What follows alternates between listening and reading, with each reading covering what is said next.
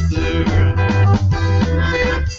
We can all just fall apart. We can live, we can love, yes, we can spark. We can give, we can know, we can die together. The conversation, the separation, the overlooked $1 million violations. It's time to forget, to hit reset. Desire your home, forget about the presets. The whole nothing back, burn up your last sack. The picture hangs on the wall by a single tack. I live the life of love, I live the life I live. If it's not today, do it all again. Because we can all just fall apart. We can live, we can love, yes, we can spark. We can give, we can know, we can shine together.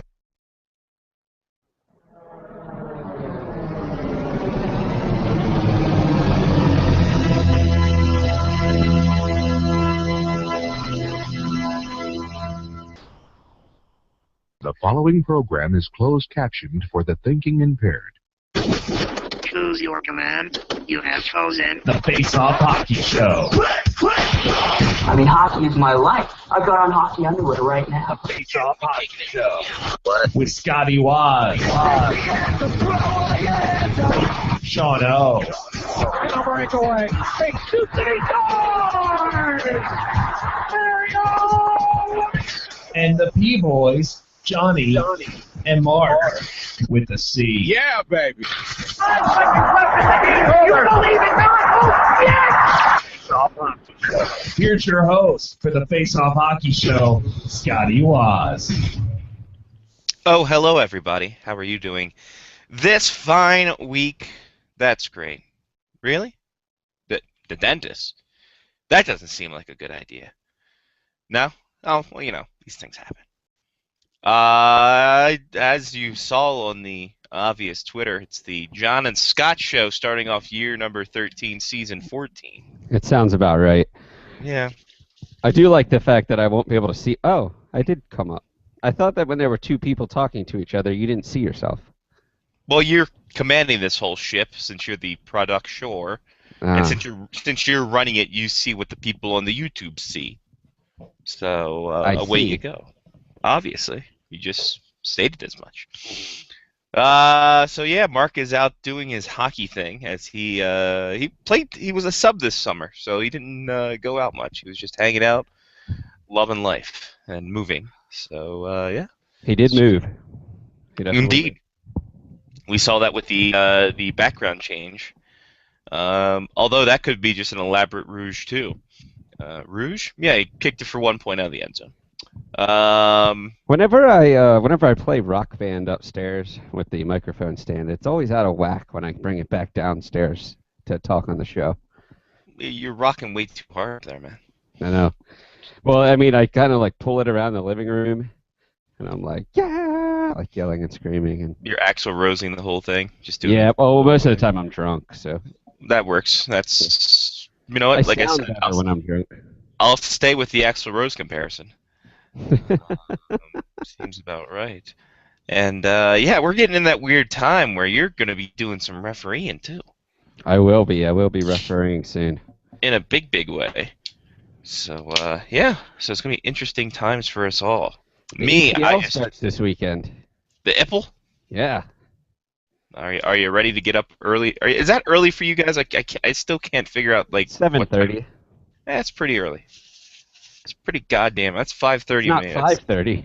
Yeah, no, it's true. But luckily, I don't have that much of an investment in the football, so I'll just get up and watch whenever I can. Every People's League. The Every People's League. That's actually nice. That's sweet. That's a sweet name for a league. Adorable, even. So how was your week, sir? Not bad. I've talked to some people this week. That was good. We went to the Oriole game on Sunday. Hey, how was that? The Orioles lost, I believe, but we drafted our fantasy EPL teams in a suite at Oriole Park. Sweet. Yep. My team is shit. All right. Well, listen. Just because you're picking Beckham, just for the actually that'd be a move I make. I'm picking Beckham. Yeah, he's not playing this year. I'm picking Beckham still.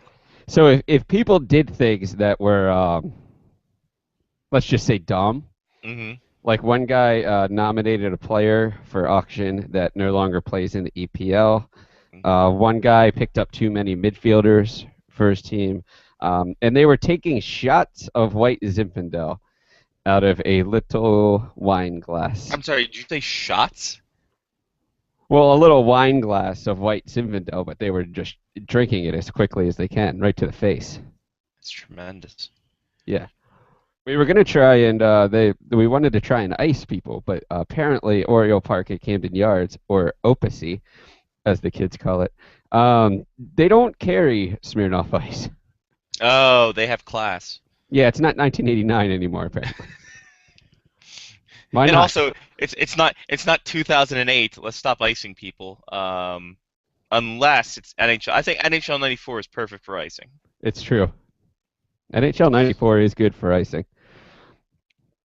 Plus, wasn't 95 the first game that you could start hitting people after the whistle? No, you could do that with 94 too. Oh, okay. Oh, yeah, that's right. You used to just skate around and beat the crap out of people after the whistle. Exactly. You hit the speed boost button and you get a nice little thing, and after the whistle you hit somebody and you go, yay! Yep. The fans loved it. They enjoyed it a lot. They enjoyed the violence. Who wouldn't? And we got to see a video of one of my friends at work is a race car driver. Hey. So he had a dirt track race on Sunday evening, God. Oh, Sunday evening. God. We watched his GoPro camera from his Nice. car. It was pretty cool. I'm gonna go sometime. I'm gonna go and watch. Take pictures, maybe. Local track? Pennsylvania. That's local enough. Yeah. I think Pennsylvania is the closest tracks anyway. I don't think there's one around here. There used to be one in Waldorf, worldwide. I don't know. He always talks about going up north. Maybe it's because he lives in Hartford County. Could be. Yeah, that's probably why, actually. But he drives a nice little Legends car. Nice. That's always cool. He has a sedan. They're pretty cool looking. They're small, though. I got so last summer he bought a Micro Sprint from somebody, or he got a Micro Sprint from somebody, or something to that effect, and then he turned around and sold it to somebody else. But before he was selling it, he brought it to work so that he could drive it up to the track that night. Nice. And I got in the Micro Sprint just fine. I fit perfectly in this thing, like good turning radius, and my arms were in good spots. They didn't hit any roll cages or anything. My shoulders fit well. I strapped right in. It took me 15 minutes to get out of that damn car, though. Good God Almighty! I was like, holy crap, this thing is small as shit. All right. You want to know some tracks in Maryland? Oh yeah, sure. Or at least in the Maryland vicidity. Lay some on me. We got an oval, the Rock / Allegheny County Speedway in Cumberland. It's a half-mile clay oval. That's out there in Cumberland. And you got an oval, Hagerstown Speedway, half-mile clay oval. Nice. You got the Mason-Dixon Dragway in Boonesboro, Maryland. That just sounds racist. Yeah, but that's not a dirt car. It does actually. That's just a quarter mile though, right? Yeah. I've driven past that one before. That one's on Route 70. Yes. There's also we might have driven past it on the way to Pittsburgh. There's also one in Monrovia, the 75 and 80 Dragway. So there's that. Cecil County Dragway, Sandy Hook Speedway, asphalt tri-oval road course for carts and pocket bikes. Wow. So you got that going for you. I want to ride a pocket bike. Well, who doesn't? Here we go. Now we're getting into the deep ones when there's Why don't we have Tristan on this week? He races cars. It's true. Delmarva Motorsports Park in Easton. That's a motocross track though. Yeah, that's not Mardella Kart Club in Mardella Springs, Maryland, which is only a ninth of a mile. Maryland International Raceway in Mechanicsville. But that's a drag race. There's one in here, and it's not letting me zoom enough. Is this a Bing map? If so, I'm gonna. That's a Google map. I can't talk shit about it. Bing. Bing. You're free to roam around the world. Exactly. Potomac Speedway and Motocross Track in Mechanicsville. Nice. Is that a dirt track? It's clay oval and dirt motocross track. Ah. And also Budds Creek Motorsports Park. Yeah, Budds Creek is the one that they go to a lot. Budds Creek is a motocross track, though, isn't it? Yeah. It used to be a drag race though, because that was the big place where they would go for drag racing and stuff like that. At least back in the day. Is Route 2 on there? No, sadly Starting it at the isn't. Glen Burnie Bowl. But the fun part about that is that 695 is listed as a super speedway. It's an oval. Yeah, it's an oval. It is an oval. I mean, it's tough though because you have to leave enough distance in order to get through the tolls, so that you don't screw yourself on the toll booth. But the best part about the toll booth is it's like a pit stop, where you stop and you go and that's what I did when I was at the Get Out of Maryland toll when we went up to Philly. Yeah. Drop my money off and then speed off and just try to beat everybody out there. Yeah, because you're trying to get back in front of the pace car. Exactly. You're trying to make sure, and then you don't want to hit the pace car even though you hit everything else on the track. Have you ever driven up to a toll booth and went to hand them money and been like, "All right, can you change all 4 tires?" And I'm a little loose. I do that at full serve gas stations. As you should. Just give me a splash and go. Let's make this happen, boss. Sir, you need at least 50 liters in this tank. Oh, all right. Oh. There's only 2 laps left, though. Exactly. There's only 2. Sir, this is not a race. Yeah, you tell that to the guy I got 25 grand against.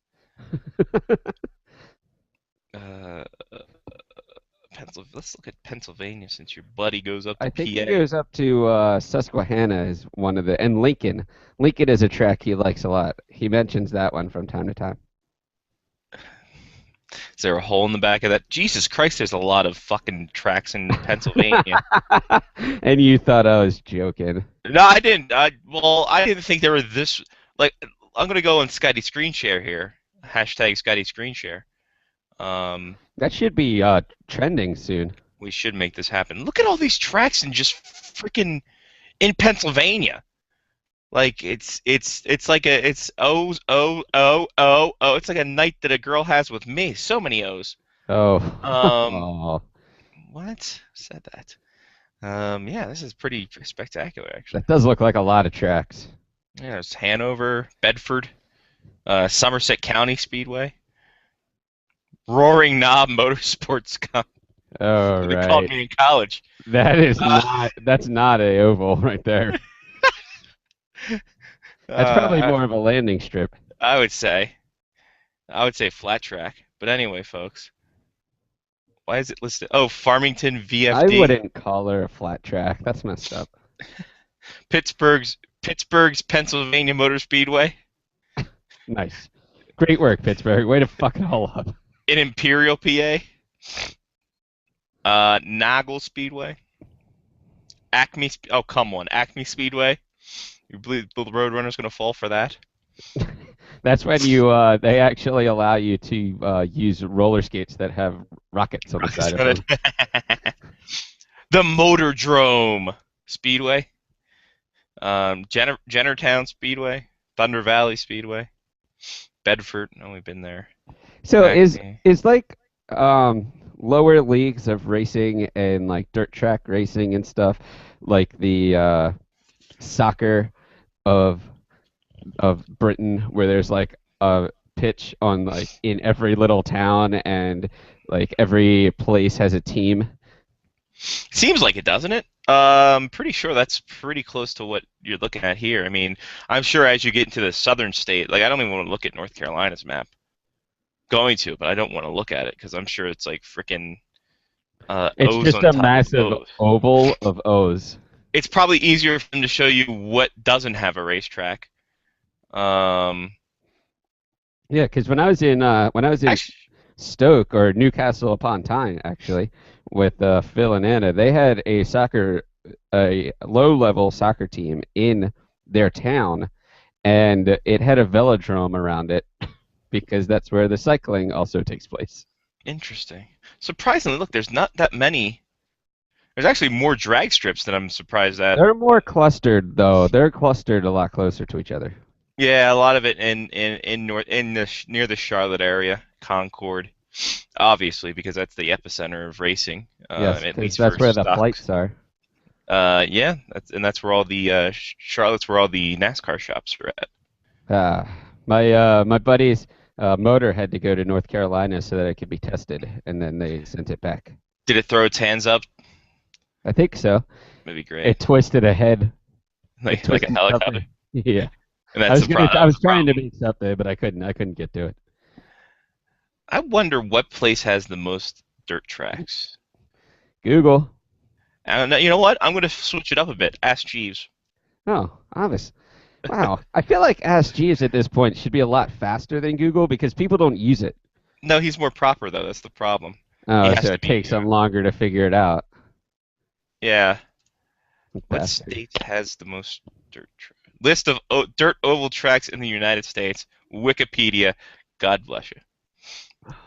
Will Wikipedia total it up for us, or are they just going to give us a list of dirt tracks? It's just going to give us a list, but I can pretty much And deduce. does Utah considered an entire dirt track, like the entire state? It's the salt tracks. Ah. Colorado's not it because they don't have a single dirt track. Oh, Colorado is out. Delaware's got 2. That's actually amazing to me that there isn't a state in the United States that has a dirt track. Yeah, it's interesting. Potomac Speedway and Hagerstown Speedway in Maryland. Massachusetts even has. Oh, it's closed. Okay, so Massachusetts doesn't have any anymore. The moose out front should have told you. Yeah, exactly. Iowa looks like they have a shit ton. There's nothing else to do out there. It's true. Montana's got 3. Nice. Nevada's got 1. New Hampshire's got 1. New York doesn't have that many. New York looks like they have 10. There's a lot of racers out there that listen to our show. There's a nice crossover between us and the draft with Wilson and Waz. It's true. There's actually a shit ton in North Dakota. If you want to follow somebody on Facebook, it's Brent Marquis Motorsport, or it's Marquis Motorsports is what the name of his race team is, and his name Marquis, like in the sign outside of a place, or Marquis as in Bismarcky? No, like a French diplomat. Got you. Or like a French. Oh wow, even that mark. Wow. Okay. Yeah, a marquis. Marquis. Yes, that type of marquis. But make sure you find the one that has the blue and black Legends car, and not the Marquis Motorsports that's in New Zealand. Yeah, I'm pretty sure. You don't want to follow New Zealand. Well, no. Bunch of Kiwis with them trying to pair with strawberries. Unless the world's ending, then I'm fine with following New Zealand. That's true. Well, yeah, it's true. Given the fact we go by the whole standard, the obvious standard, the standard that Jesus taught us, of basically saying, you know what, it's going to end in time zones. That when Jesus comes back, it'll end in time zones. Exactly. He's like Santa. He starts off. Obviously. Starts off on the international date line and goes from there. So another really funny story. Are we still talking about It's our guest segment, man. We've got nothing to talk about this fucking week. Honestly, I go to TSN from last Wednesday to today. There was 7 stories. Ooh. We've got a lot of time to fill. So I went to our Face Off Hockey Show Twitter account. Hey. And apparently, and I don't remember this occurring, Sean set up the Twitter account so that it automatically DMs people when they follow us. And it's like, thanks for following the Face Off Hockey Show. Our podcasts are Wednesdays. Yeah, I think Mark set that up, actually. Oh, was it Mark? Yeah, because Sean doesn't know much about Twitter. So I'm looking through all of them, and it's actually really funny. Some of the people that followed us and then sent us back DMs, Maryland Terps, the Lady Terps hockey team follows the Face Off Hockey Show. Heartbreak Hockey was mad at us. She decided to call us assholes. And I think she was joking because there was a motion icon thing. It was also from 2009.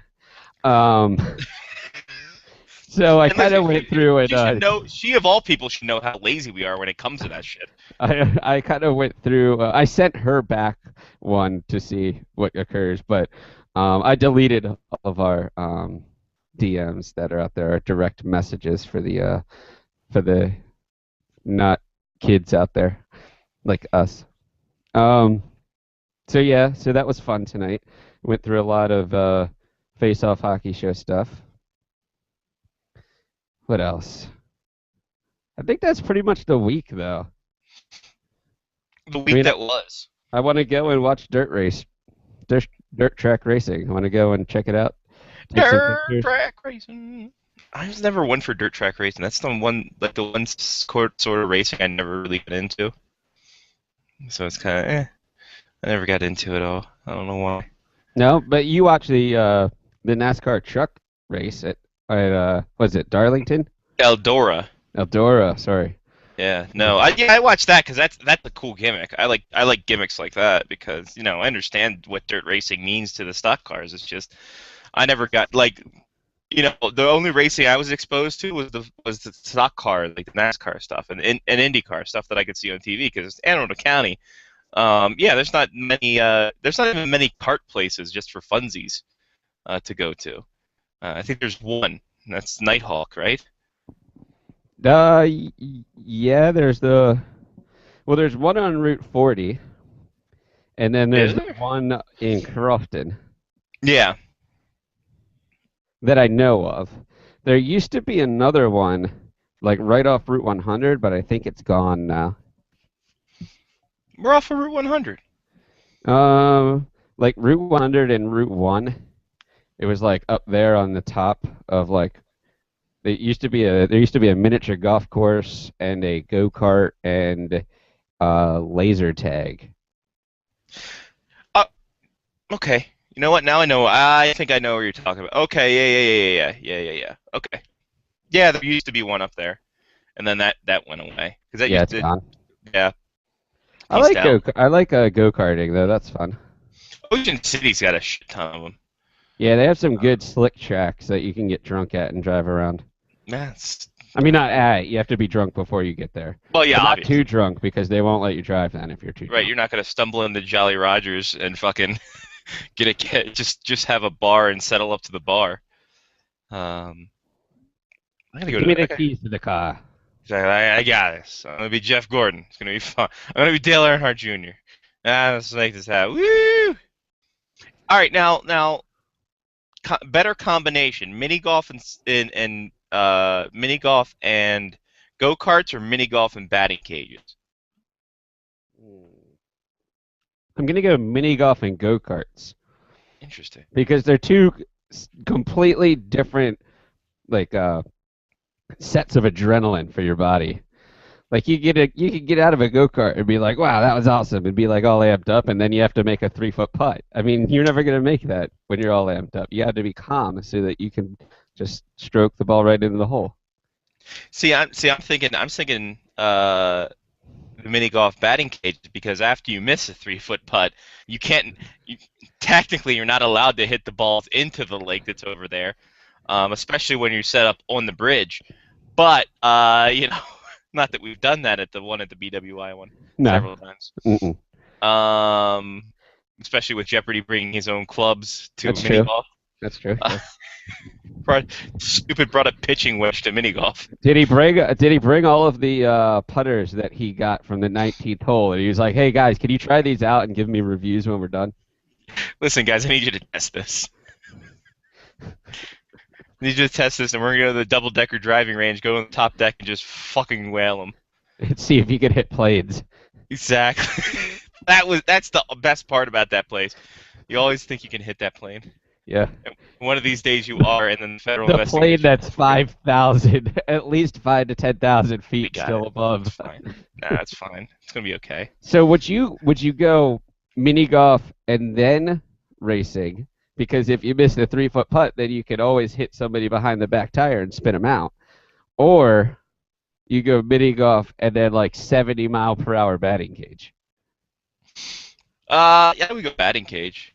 Because at least my frustration is the ball's not stationary anymore. I like to say that at mini golf, it's my fault because the ball's stationary. At least in a batting cage, it's the ball's fault because it's going too darn fast and moving, and then I don't have a chance because. I feel like I have a bigger chance of getting hurt at a batting cage than on a go-kart track, though.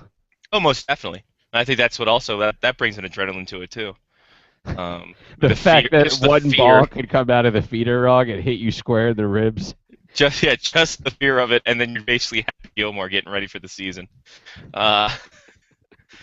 So, and those that's like I would rather have a hard ball be thrown at me than those goddamn rubber ones. Those things hurt like a sumbitch. It's like a giant ball. Oh yeah, those things are bad. Next time you're in town, we should go mini golf.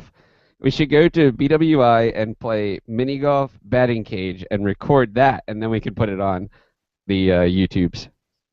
I used to have a yearly July event called the 4th is for Whores. Okay. And it was a golf tournament, and basically we did it on the weekend after the 4th of July because we didn't want to be trendy, man. So we just had I think it was an annual thing, and it lasted exactly 1 year. That's actually the definition of annual. Yeah, so we figured that out completely. It's one of our stupid things when we were 19. Let's just go out and mini golf. We played mini golf when I was in Atlantic City. Have I talked about Atlantic City yet? No. When did you go to AC? I think that was Saturday. That's a hell of a time. It was last Saturday. Oh. I talked about it last week. I had to have. No, because I won $20. Oh, that's right. We went right into Tristan. That's right. Tristan was here. Yeah. So last Saturday I went to Atlantic City for the night. Nice. With some friends. One of my friends hit it big. I hit it huge. I doubled my money. I made $20. Oh shit! High spender. Yep, true story.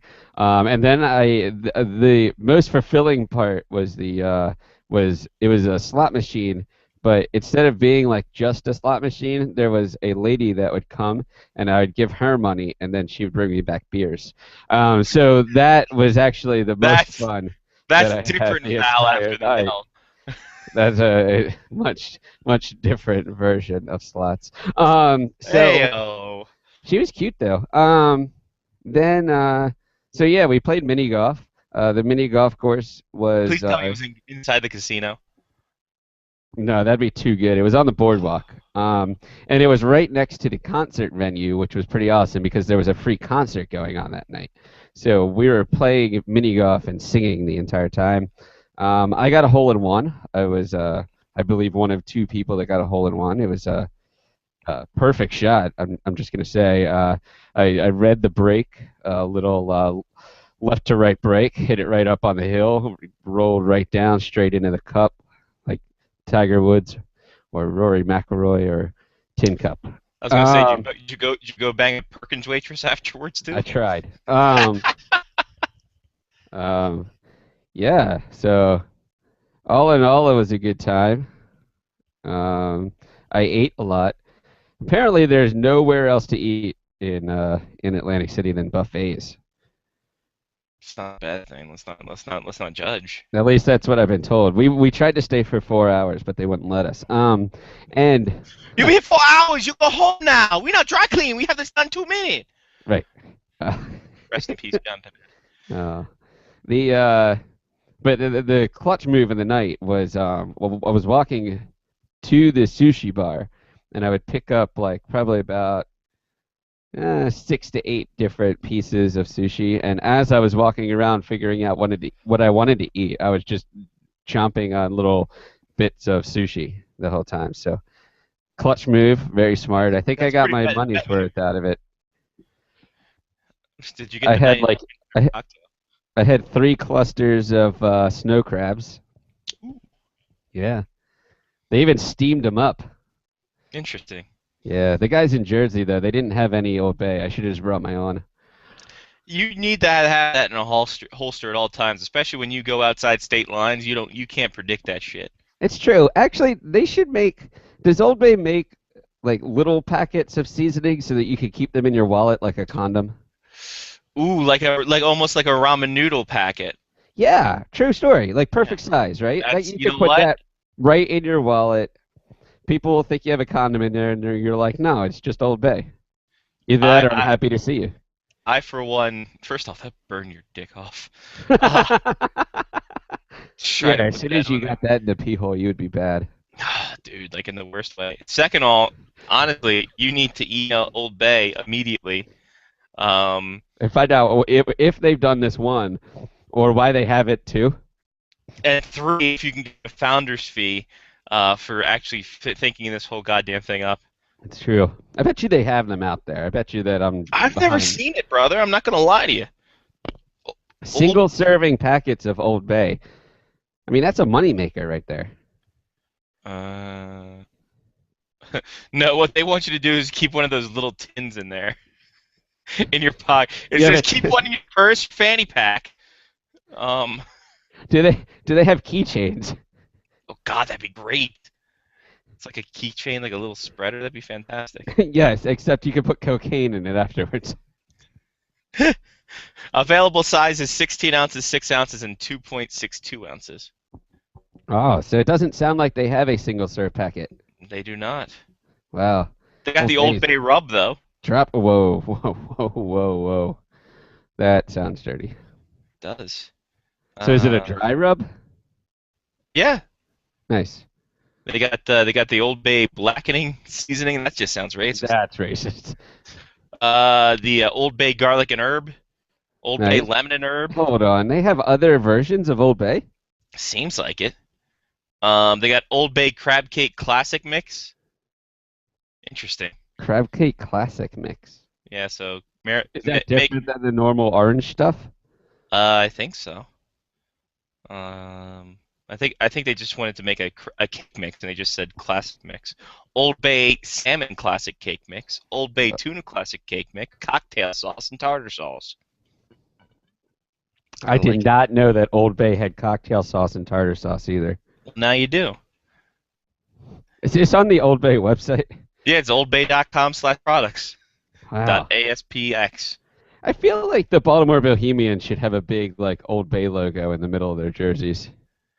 Their next kit should be the Old Bay, like an Old Bay tin. Oh, what if their home jersey was the yellow and black, and their away jersey was the orange of Old Bay? That'd be tremendous if it was. Oh, I found out that Under Armour does their away kits. Really? Yeah. What does their away kit look like? It's just red. Oh, red and white. Red and white like the cross. That's crap. Yeah. Oh, so it's the other side of the the other side of the flag, yeah. Yeah. Okay. At least that's smart. I mean, that's nice. They do that, but the yellow ones are much better. They expect you to carry something like this in your. Did Satsky ever apologize to you for calling your jersey shit? No, she didn't. What? I know. That's crap.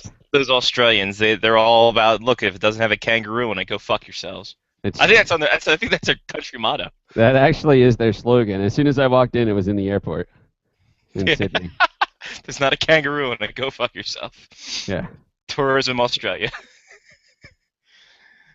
Shih Tzu. Wow. So, hey. I'm not going to be able to carry that around in my jeans. Dude, get a fanny pack. Be like a wrestler in the 80s. All right, fanny pack. Fanny packs, I feel like, are probably coming back. Fanny pack, yeah, very underrated. Also, I want to say cargo pants. Throw in your cargo pants. Pants. First off, buy a pair of cargo pants. Second off, throw in a thing of Old Bay in there. I actually have a pair of cargo pants. Hey! Yeah. That's all I wear, exclusively. Exclusive cargo pants. Exclusive yeah, but you have to pants. hold butter and stuff in pockets so that you can put them places. Listen, somewhere, I got butter, I got honey mustard, like a goddamn, I'm a condiment tactical force. Nice. I just have to place You it have everywhere. a flak jacket of condiments. They're like, oh, Scotty's here. You're like, oh, you guys need something? And they're like, yeah, ketchup. And you're like, oh, it's in this pocket. Yeah, I got like a fucking like a holster.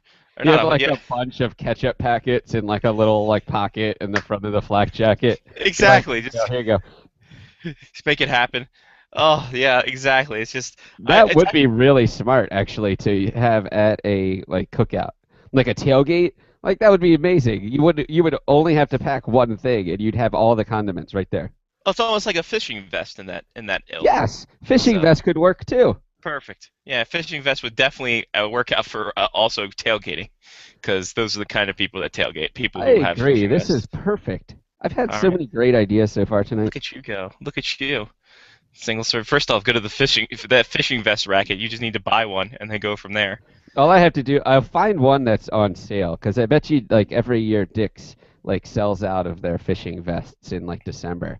So I'll find one on clearance, and then from Well, there, you gotta move I out that won't- 2014 for the 2015 apparel. obviously, because the tan is just a little bit different on the fishing vest. So what I'll do after that is, because Dick's in White Marsh is right across the street from Chick-fil-A, I'll wear said fishing vest into Chick-fil-A, and then I'll load up stand my there and load it up in the different pockets. They're like, "Would you like any sauce?" And you're like, "Yeah, can you give me 15 honey mustards, please? Thank you." No, I'm just What's gonna it- put them in here. What you do is you walk up, you slam it 20 down. Just give me 3 of each. 3, sir. That's not enough. No, the sauce. 3 of each Just the sauce. sauce. Yeah. Just the sauce. Ah, that's. I heard that they changed the Chick-fil-A sauce, though. I never actually had it in the first place, so I can't tell you if they changed it or not. But some people are not happy with it. What do they say the Chick-fil-A sauce? Because I'm straight up honey mustard, and my Yeah, mom obviously. is my mom's Polynesian sauce. I go Which I- barbecue and ranch from time to time. Not Ranch and together, though. ranches. That's kind of weird. But you I don't know know, if that's kind of weird. I would think those would go together just fine. Barbecue ranch. barbecue and ranch. Yeah. Because ranch is white people barbecue sauce, essentially. It's true. It's true.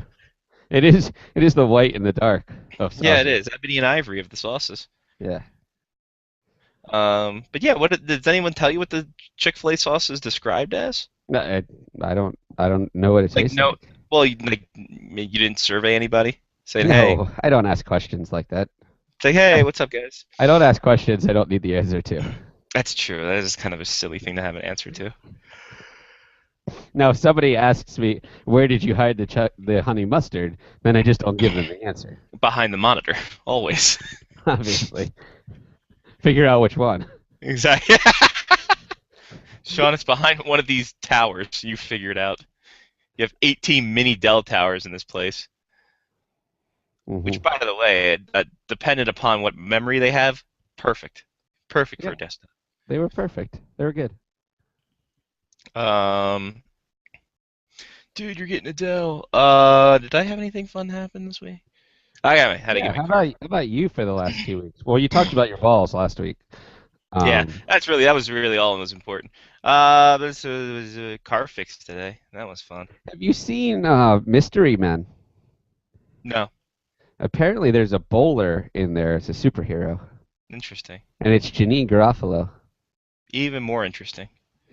And her ball is just a clear sphere with the head of her dad in it, the skull of her dad in it. Interesting. It seems like a fun movie. Yeah. It's all makeshift superheroes apparently. So eventually, it's the Ben. From what I heard, from what I saw, because I worked at a movie theater when that came out. It's basically the Ben Stiller show, but it prolonged. Ben Stiller show skit extended into an hour and a half. So like MacGruber. Exactly. Or Night at the Roxbury, or Wayne's World, or Yeah, every but other. Wayne's World worked.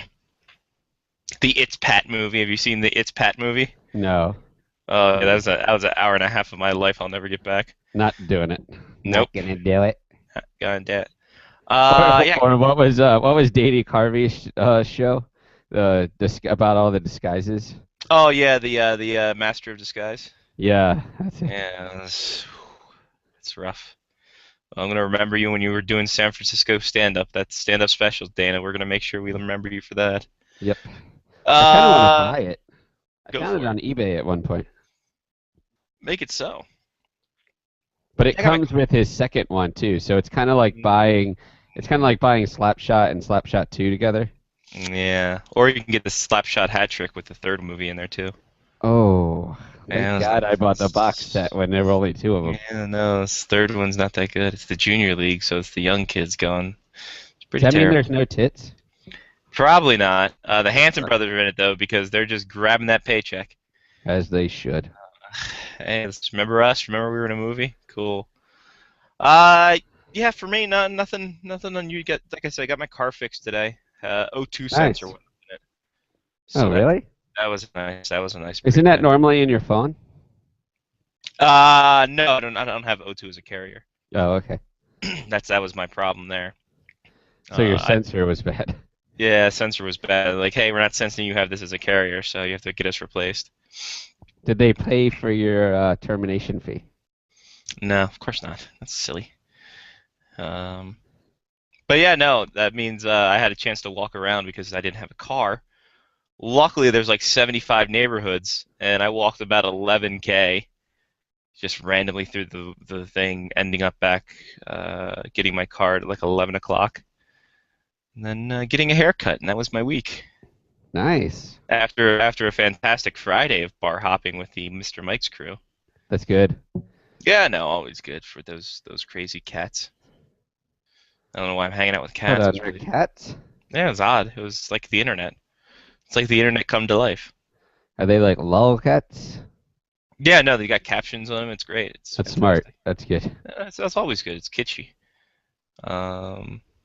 Is there anything? There was really nothing else. Yeah, the farm report was a thing that happened. So if you want to catch my thoughts, you want to catch my thoughts on the ECHL, CHL, CCHL, CHL, PA, IUPUI, go ahead and check that out. IUPUI. Also, on Friday we had our birthday and we posted the first show and to rave reviews. To people saying, "Hey, this was a show," and I'm like, "Yep, you are absolutely correct in that hypothesis. It was indeed a show." Do we mark our first show as not safe for work? No, I don't think we cussed because we were trying to be FCC compliant. Yeah, we didn't cuss. We just talked about a guy dying for 15 minutes. It's fine. It's fine. Everything's fine. Talk about Pete Rose taking a dump. Or no, we talked about Dave going to take a dump. That's true. So, because he was so enthralled with the board hopping work. Back before we knew how to use soundboards and microphones and talk. And pretty much everything else, honestly. Look at us now. We're talking about Old Bay single serve packets. Yeah, we've gotten so much better. We sound better, at least. That's for sure. Yeah, I don't sound as squeaky anymore. That's for me or Mark. Don't sound as squeaky. That's good. Sean's not here anymore. No. So it's a wish come true. Wish come true. Wish was on the show? That'd been great if he was. If we had him on the first show and didn't know it. But he came in with our first caller. What if we had Rich Brennan on the show? That'd be amazing if we did. Rich Brennan, and then we actually did have him once, and then he got too big time for us. Yeah. So these things happen. He was also the person that we met at the Bridgeport Sound Tigers game after we bought swag, and he told us, "Why did you guys buy swag? I could have gotten you hats." And we were like, "Well, why didn't you let us know?" Hey, well, why don't you? Yeah, exactly. Let us know before we come in here, because obviously we're buying swag, Rich. Yeah. That was the infamous stay in the net Ricky game. It was definitely, and it was also the infamous no beaner light. Exactly, the no beaner light is the one. We were also watching and one mixtape movies in the back. Yep. Me and Todrick Butts. Just watching people getting crossed up every which way. That was when we drove to Connecticut for the night. Mm-hmm. Like, it wasn't even a stayover. It was a stop and go. I mean, I've reached a point where I've done a lot of stupid shit in my life, but luckily I wasn't alone. There were 4 of us that went, because we literally drove for 8 hours, 6 to 8 hours, I believe. I think it was closer to 6. It was 8 going up there because we hit New York traffic. Okay, so it was 8 hours heading up to Bridgeport, Connecticut, to watch a 7 p.m. Bridgeport Sound Tigers game. And we got to the rink at 5. Yes. Well, it was because we left at like 10 in the morning. Then we drove home after the game. 6 hours home after the game. Yeah, that's about right. And we switched off. It was me and Todd in the front seat going, because Todd has experience with racing. So he was able to navigate through traffic, and then he was in good traffic. And as soon as we got near Boston, he turned on the no beaner light. Exactly. And then you and David P. Lycomey drove up in the front seat beforehand. Well, I think we stopped at Roy Rogers too. That was a good trip. That was a hell of a trip. That was a fun trip. That's actually one of the very few minor league hockey games I've ever been to. That's a Calder Cup final game for me, so I can check that off the list. I've been to. Oh, that's right. That was a Calder Cup final. That was That was the only game that Bridgeport won because they went back to Chicago and the Wolves fucking took it. That's because they were two Broadcast Monsters teams. Not at that point. Chicago came one after they won the championship. Because they saw how dedicated we were to the Tigers. Exactly. They're like, hey, maybe they'll drive to Chicago. Not happening. No. But yeah, Bridgeport Sound Tigers were the flagship team. Didn't the Bridgeport Sound Tigers also play right next to a Bridgeport baseball team? The Bridgeport Bluefish, I think it's called. It's still there. The minor league baseball team had a. The baseball stadium was right there. Yeah. It's the whole complex was right there. Is the stadium? Yeah, the Bridgeport Bluefish. Actually, when looking back on it, this isn't our longest drive that we've done, but this is definitely the most driving we've done in one day. For you, maybe. To not stay anywhere. I will tell you this. Me and Todrick P. Butts did 13 hours up, 13 hours back to New Hampshire for a race we were credentialed for. Night you drove back? Thanksgiving Day. It was a Friday race because it was a makeup race from when 9/11 happened. Okay. So this was literally like probably 7 months before we did the Bridgeport drive. And me and Todd got credentialed. That would have been right around. I should really figure out what game we went to and put this on my list of like things that I've done in my life. And just add the Calder Cup. So I think I've reached a point in my life where my 101 list of things that I want to do in my life is just going to consist of things I've already done so that I can check them off like most of my to-do lists. Well, there you go. The hell was I saying? All right, here we go. May 25th. Driving to New Hampshire for a race. Yeah. Day of Thanksgiving, we drive. After dinner, Todd picks me up, and then we drive from my house in Glen Burnie to Loudon, New Hampshire. This is a race that was a makeup race from when 9/11 happened. They canceled the entire festivities, obviously, in New Hampshire, and they made this up at the end of the season. Champion has already been decided and all this other stuff. So we drive for like 7 p.m. till 7 a.m., not even that, 6 a.m., get to the track. It's late November in New Hampshire. It's freezing cold. We cover a race. Todd's taking pictures. I'm getting interviews. This is 2001 too, so I just turned 18. Yeah. I've been 18 for like half a year, and I'm just going around the garage trying to get interviews and shit like that, like not even knowing what the hell I'm doing because it's my first credentialed event. So yeah, just going around doing that, and then yeah, after the race was done, after Robbie Gordon won in the Lowe's 31 car for Richard Childress Racing, pack up, get out of there. We leave at about say 9 o'clock, 8 o'clock, 9 o'clock at night. We still hadn't slept, and I feel bad because I fell asleep on Todd, and then we drove all the way back home that night. So it was a quick turnaround. Wow. So, you know, like I should feel bad about the number of times I fell asleep when you were driving us places, but I don't. Nah, I couldn't care less. Luckily, I was able to stay awake somehow, some way. Even that one time that I drank like 3 Coke 2s, the C2 Cokes, I should have been either dead or awake for like the entire night, and I still fell asleep. And that was the trip to Raleigh. Like that wasn't even a long trip. No. Me and cars are the worst thing. Like unless I'm literally driving, I'm asleep within 10 minutes. Nice.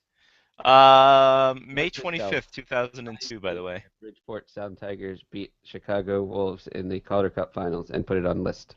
Thank you. May 25th, 2002. Yeah, well, I just wanted to do that because with note. Voxer I can talk to myself. Interesting. Yeah, and plus I wanted to do it on the show because it made me look cool. Obviously.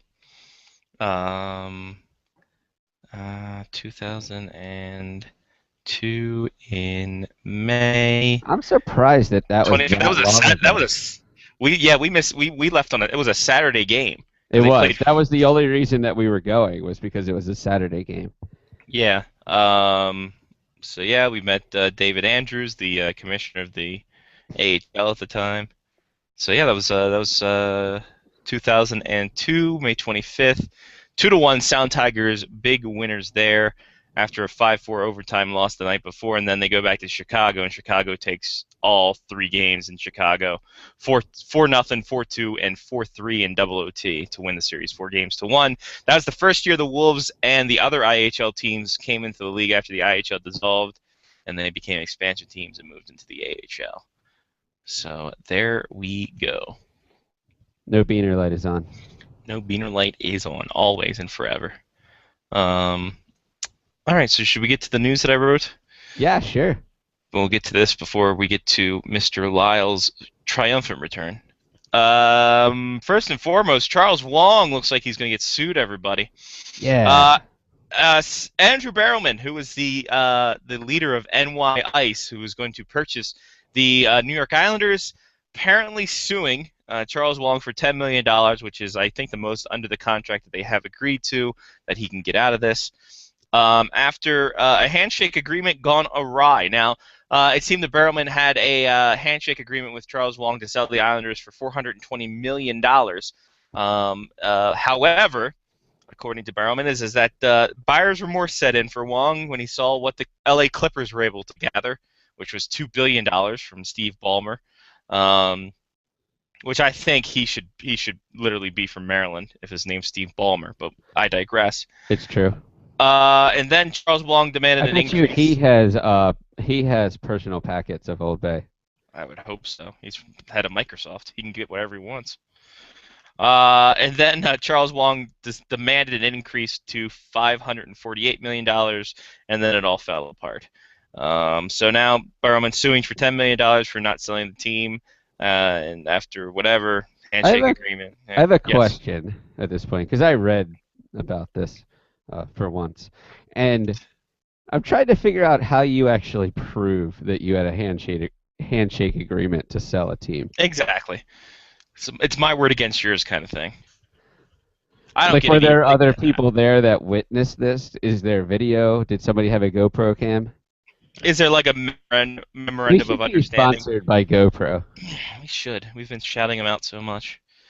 Can't be Flipcam anymore because they don't exist. Nope. So I got something that doesn't exist anymore. Good job, Scott. That's nice. Yeah, it's all right. I got the big model too. I got the 2 gig. As you should. That'll be good for my new show, which I have to talk to you about off air because I think this is a great idea, and I think you are a person that will pass perfect judgment on it and won't just go along because you're a crony of mine. Okay, sounds good.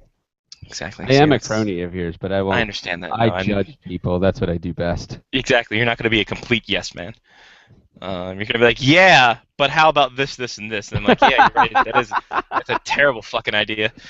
And then there's the nerdy side of me who today came up with a scenario on how we can figure out how much money we will have for the EPL League over the next 5 years by rolling dice. But continue. Throw them bones. So it's going to be interesting what this Islanders thing goes because they're going to Barclays in a couple of years, everybody. This is their last year in Nassau. So isn't this like the worst time for Charles Wong to try and sell this team? Yes, absolutely it is. But he's never been one for tact. Especially the CCMs. Exactly. No one likes those, except us when we were sponsored by CCM. Whatever. True. We got free transfers out of it. Yeah, I feel like this is an awful idea from Charles Wong. I do like how they could... So... He's suing for $10 million because that's the most that he can sue under a contract that he had? Let me look this up because I have to get to the other one we're talking about at the end of the the end of the segment here. Blah blah blah blah blah. I forgot this part of news. We're gonna have to have a run-in. Not a run-in. We're gonna have to have a moment of silence. Oh no. Yeah. Barroway, not Barrowman. I don't know why I'm thinking of John Barrowman from many things, but I'm sorry, Andrew Barroway. All right. Blah, blah, blah, blah, blah. Barrowman's papers claims that NYC is entitled to $10 million breakup fee, which the parties agreed, or at least be reimbursed for all costs involved. Wow. So. I feel like that's if I had Barroway's account. That's not bad. I mean, he could actually win that though. Like if it's just like a breakup fee. Mm-hmm. Yeah. So it's basically now Charles Wong was served. Knowing my life, they'll just stop talking to me. So. Yeah, that's how it usually goes, doesn't it? Or they stop answering your text. Yeah, it's true. The next thing you know, you get a summons to court. Yeah, I don't win $12 million as a breakup fee. No, exactly. You usually give up money in a breakup fee. You lose most of the stuff in your living room if you have a breakup fee. And I can't go certain distances away from people. It's true. That is true. You have to have like that protective bubble. You know what? That's what I think the courts need to give out when they have restraining orders. Like one of those telescopes like you have for golf courses. The range-finders? Yeah, the range-finders. That'd be awesome. Here, you get a $300 rangefinder. If the rangefinder will take pictures also then. Because yeah, exactly. if you find the person that's not supposed to be closer to you and the rangefinder tells you that they're closer than their allotted time or allotted distance, it takes a picture of them right then and there. And then you can obviously Bluetooth sync it to a phone that you can send it to people. Well, that's like a fantastic idea. Well, it's something like that that they're trying to kickstart is pepper spray that takes a picture of the assailant and then before it's released kind of thing. So you take out the pepper spray and as you spray down to spray the pepper spray, it takes a picture of the person you're spraying in the face of. So that's pretty ingenious too. Good work, technology. That is smart. It's too smart. It's weird that we've reached the point where, first of all, a camera can be that small, and second of all, that someone has to think of literally putting a camera into pepper spray. Yeah. I just think, wow, man, what would happen if I just threw pepper in someone's face? Would that be as effective as pepper spray? And then I'm like, well, I'm carrying pepper. I'm carrying an Old Bay. I'm carrying an Old Bay tin in my fucking. Oh shit! If you threw like a pinch of Old Bay in somebody's face, you'd be good to go. You would be able to stroll away at that point. Especially if it went in one of the eyes. Oh god, done. Dude, not even that. Like if it goes up a nose hole, dude. You're fucking. That just goes right to your brain.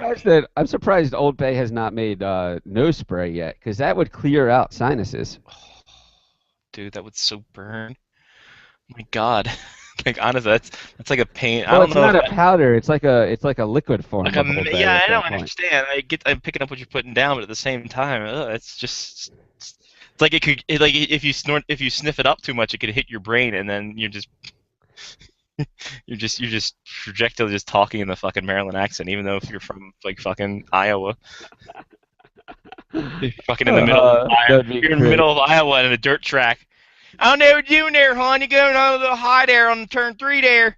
I don't know what you're gonna do. You're not picking up right. You got the wing down, put it down like that. Maybe come in, splash and go. Maybe put 4 tires on there. What? Yeah. What are you talking about? Are you from Baltimore? No, man, I'm right here from Davenport, Iowa, man. Sir, I don't think you're from here. Yeah, like anybody in Iowa would call someone else sir. Right.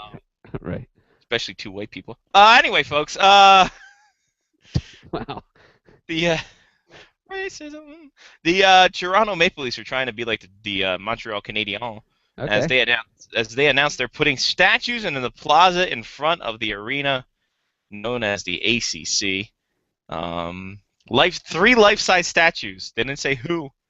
My bet is Dave Keon, Doug Gilmore, and Alan Bester. Because why not? Or Felix Podman. You have to have a goalie. So.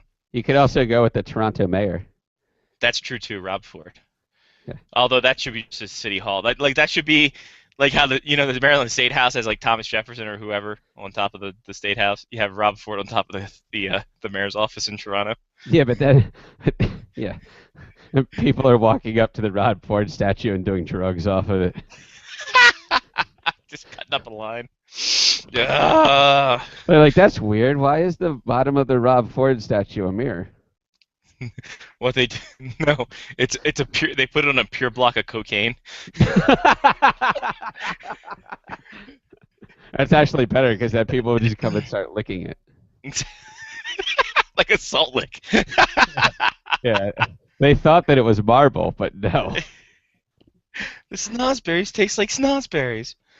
Also in Toronto news, they're giving the 1960 Stanley Cup team rings this year. That's nice of them. And a 75-minute ceremony before a game. So there's that going for him.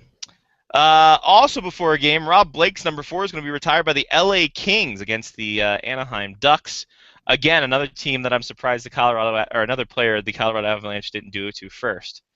Last week was Teemu Selanne, this week Rob Blake. It might be smart, though, in case he comes back to the organization, that he has his number that he can play with. It's true. Very true, but he's in the league office now. I think he's set for life until it didn't stop Pat LaFontaine. Nah, it did, though. He was in Buffalo for 6 minutes and then went back to the league office as like I don't know what the hell he is now. I think a community service director. I really don't know. I think he's actually the guy who goes gets the Old Bay sauce. As you should. Yeah. I would kind of want to buy Old Bay tartar sauce now. Dude, I'm pretty sure you go to Roy's and they have it up there. Jeez. Go to Giant. You go to Giant, I'm pretty sure they have. I bet you Giant does have it. I'll look at Giant the next time I'm in there. I don't have anything in my refrigerator, so I should probably go and buy food at some point. Go to Target. Target probably has it too. That's true. I was in Target tonight. Target has some really weird pants. I was looking for some new dress pants, but they don't fit me well. They don't have good hips on them, I guess. Get out of the boat. Your hips don't lie, though. My butt is bigger than some of the pants, I'm guessing. Oh my God. Yeah, true story. That's what happens when you wrestle and play soccer your entire life. By the way, Target in Canada is shit compared to the Target in the U.S. Holy Christ, they botched it because it's French? No, dude, they botched the opening so bad because A, they didn't have enough stock. B, it costs the same as Walmart shit, and B, you're not getting, and 3, you're not getting a discount at all. So it's just so it's like another version of like Hex or Macy's. Yeah, essentially, yeah. It's like a JCPenney. Short of being able to buy the random home goods faucet or what were they, fountains that you could always buy. Oh yeah. Here's my thing is just like, you know what, man? I'll drive to Montana or Idaho to go to a Target there and say I'll drive the 5 hours to save the money that I am there. So, whatever. It's smart. TSN is expanding to 5 channels. Way too late for them because they already lost the TV rights. So, whatever. Yeah, the timing of that is odd. Pretty terrible, actually. Let me see here what's going to happen. If it's actually going to be 5, I wonder if it's just going to be 5 for 5 national feeds on August 25th. TSN 1, 2, 3, 4, and 5 will deliver a slate of expanded programming, including the ability to schedule key programming to serve multiple time zones. 5 national fields will be available to subscribers on the first day of the U.S. Open, broadcasting unprecedented amount of live coverage, and the final tennis Grand Slam of the season, including more of Milos Raonic and Genie Bouchard, following the historic run at Wimbledon last month. Hey, that's why they're expanding, is because they're trying to cash in on Wimbledon. My cable service will be allowed to get it as Shaw cable is going to get TSN 1 through 5, so that's good. My hope is that PBA is on a constant loop. That way I can get my bowling fix while I'm in Canada. Lyle, if you had a chance to launch yourself, or at least have one programming that was on a loop, sporting or otherwise, that could be put on TSN 1 through 75, what would you do? What would you? Wow. All classic wrestling from the 80s. Perfect. Throw that from ESPN Classic or TSN Classic or ESPN Classic. Throw it on one of the TSN channels, and away you go. And away you go. Well, do you get every EPL game? We get a lot of them. Actually, we do. Sportsnet. Sportsnet, TSN as well. Has been covering some games. So NBC Sports shows every single one, either online or on TV. Mm-hmm. I just didn't know if that was like a NBC thing or if like TSN did it too, type of thing. Oh yeah. Does TSN do all the stuff online? TSN steals the NBC feed. Yeah, and I believe Sportsnet gets the So yeah, we do pretty good that way. So you'll be watching games from 7:30 a.m. until 2:30 p.m. No, it's tomorrow? easier for That's Lyle Saturday? because Lyle's. What do you start at 9 o'clock? 9 a.m. You're an hour and a half ahead of Eastern time. No, I'm only an hour ahead of Eastern time. Newfoundland's an hour ahead of Eastern time. I'm an hour ahead, but it's fine because, like I said, I'm up then anyway. So if it starts at 7:30 a.m. Eastern time, I'm already up anyway. So boom. 8:30 p.m. It's fabulous. I'm so happy that EPL's season is starting because it's been 8 weeks since the World Cup, and I'm not even that long. 4 weeks. Yeah, I had nothing to 4 or 5 do weeks. after the Tour de France ended. I just, it's just like, it was done. Though I have to say, I mean, I like the 2010 World Cup better because it started because, of course, where it was being held in the time zones and that, it actually was, the game started first thing in the morning here, so, that was a great way to start my day. Yeah, but honestly, Lyle, did you really want all those vuvuzelas? Well, see, that was the thing. I just kind of, on second thought, no. Yeah, excellent point, Scott. I'd forgotten about that. Just how annoying it was. Oh, well, no, it wasn't too bad. Water buffaloes and heat, but yeah. Finally got our freedom. No apartheid. No apartheid. That's what ended apartheid. Yeah, the Vuvuzelas is like, okay, we give up, you win, just stop. Bloody hell, alright, fine, you can come into our clubs. Jesus. Enough of that. I don't know why they were British all of a sudden, but hey, we'll go with it. Close enough. Alright, also, before we get to all the fun and excitement that we've lost with Lyle for 2 weeks, because he was off in a well-deserved vacation, NHL loses a key court case in a lawsuit for TV rights in terms of blackouts. Now, I tried to figure this out, but again, I didn't go to law school for too long, so it just kind of got lost in the fold here. But apparently, filed in New York 2 years ago, a group of disgruntled fans claimed that the restrictions on broadcastings were inappropriately driving up the price of sports cable television packages. That being included is the Center Ice package and Game Center Live on the interwebs. So the lawsuit also attacks the NHL taxes of charging $179.80 for its full season, offering of games available on cable and satellite providers. Again, both the packages known as Center Ice, blackout in market games. So interesting things, because apparently if this were to go ahead, this could completely change blackout rules and TV deals as we see it, and that could create an interesting scenario going forward. Yeah, absolutely, and maybe who knows? Maybe perhaps a bit of maybe a little competition there. I'm not quite sure how that would work, but yeah. The Center Ice package is overpriced. Oh, absolutely. Yeah, for sure. Of course it is. And I honestly think right now, especially with Rogers having the deal, you don't need Center Ice anymore. Like, it's unless you want to watch the Arizona Coyotes from their new named arena, which I'm glad you're here for, Lyle, so we can have a moment of silence and maybe a memory of this whole thing. Of memories of jobbing.com. Yes. Well, all right. Well, spoiler alert. was going to build it up, and now it's all dead. But unless you're a diehard Coyotes fan or a diehard fan where it doesn't get shown a lot of national games, I don't see a reason for center ice. Like, just go from there. Honestly, I don't bother with the package. Well, here in Canada, I mean, my God, I mean, we're so saturated. I mean, you know, we have so many choices here. I mean, I feel sorry for American hockey fans because, you know, the cable networks here. I mean, as I said, we're just it's pure saturation. You know, so we can pick and choose, you know, pretty much every night during the season what game we want to watch. Do I want to watch, you know, Senators and Jets? What else is Rangers Bruins on this channel? You know, click, exactly. You know, or you know, or Sharks Kings, awesome on this one. You know, sorry, I don't want to watch. I don't know, Oilers versus Wild. You know. No offense to Oilers or Wild fan, but you know, like I said, but let's just say I'd rather watch the Sharks and Kings go at it, you know. But yeah.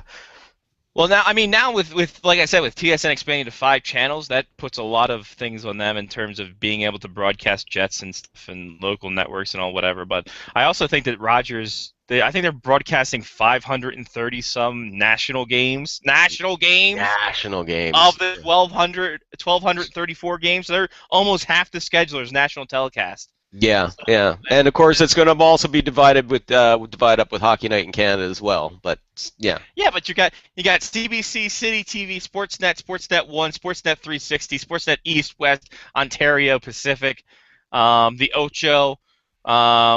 Pretty sure Espanol is a thing. Then TSN well, because TSN still has local coverage of certain games as well. You know, so yeah. I would pay to watch. I'd pay to watch hockey if there were like Mexican soccer announcers doing this. You know, I would say Portuguese soccer announcers too. Nah, you know my favorite soccer announcers. Nah, my favorite thing is watching the games in French, just because I love it. That is true. They do get really excited. Yeah, you get really excited. Yeah. Ay ay ay. You know. Ay ay ay ay ay. Yeah, they say ay ay ay. Or you know, or I love it when they throw in you know, an English word when they get really excited. You know, like there's a clip on YouTube of with PK Subban when he scored that spinorama goal against Tampa Bay. We went behind the net and Palat tried to chase him and pitchforked himself over his stick, and then he came up, pulled up around, and then passed off to Gallagher for the goal. And it's shown both in English and then again in French, and it's you know, and then you just hear the sidekick just go, wow. You know? Well, as you say, yeah, wow just became universal. So broadcasting school is really paying off. Yeah, the best color commentator in the league for nothing, folks. Yeah, exactly. All right, let's have a moment of silence, as Lyle alluded to, the Jobbing.com arena. No, you're fine. If you don't waste. I have a concrete floor, so it's not going to ruin anything. Still, it could be in your mouth. What? Anyway. That's what she said. Heyo. Heyo. Rest in peace, Jobbing.com arena. Hardly knew as now, I'll say this right now, as long as it's approved by the Glendale City Council. Wait a second. The arena will be called the Gila River Arena, as the Arizona Coyotes and the Gila River Casinos came into I don't know. This is probably too gimmicky for the Arizona Coyotes. But if they don't play like as their like entrance music for games, I think that's perfect. Oh man, just you know, you would have thought it would have been difficult to find something that would make Jobbing.com arena sound, you know, like. Yeah, but yeah, I mean, it just kind of has that sort of casino-y feel to it, doesn't it? You know.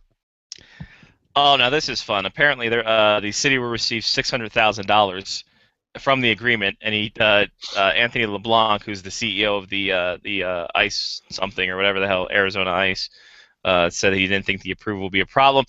Gila River Arena will be the first North American professional sports stadium named by a federally recognized Native American tribe. Well, good for them.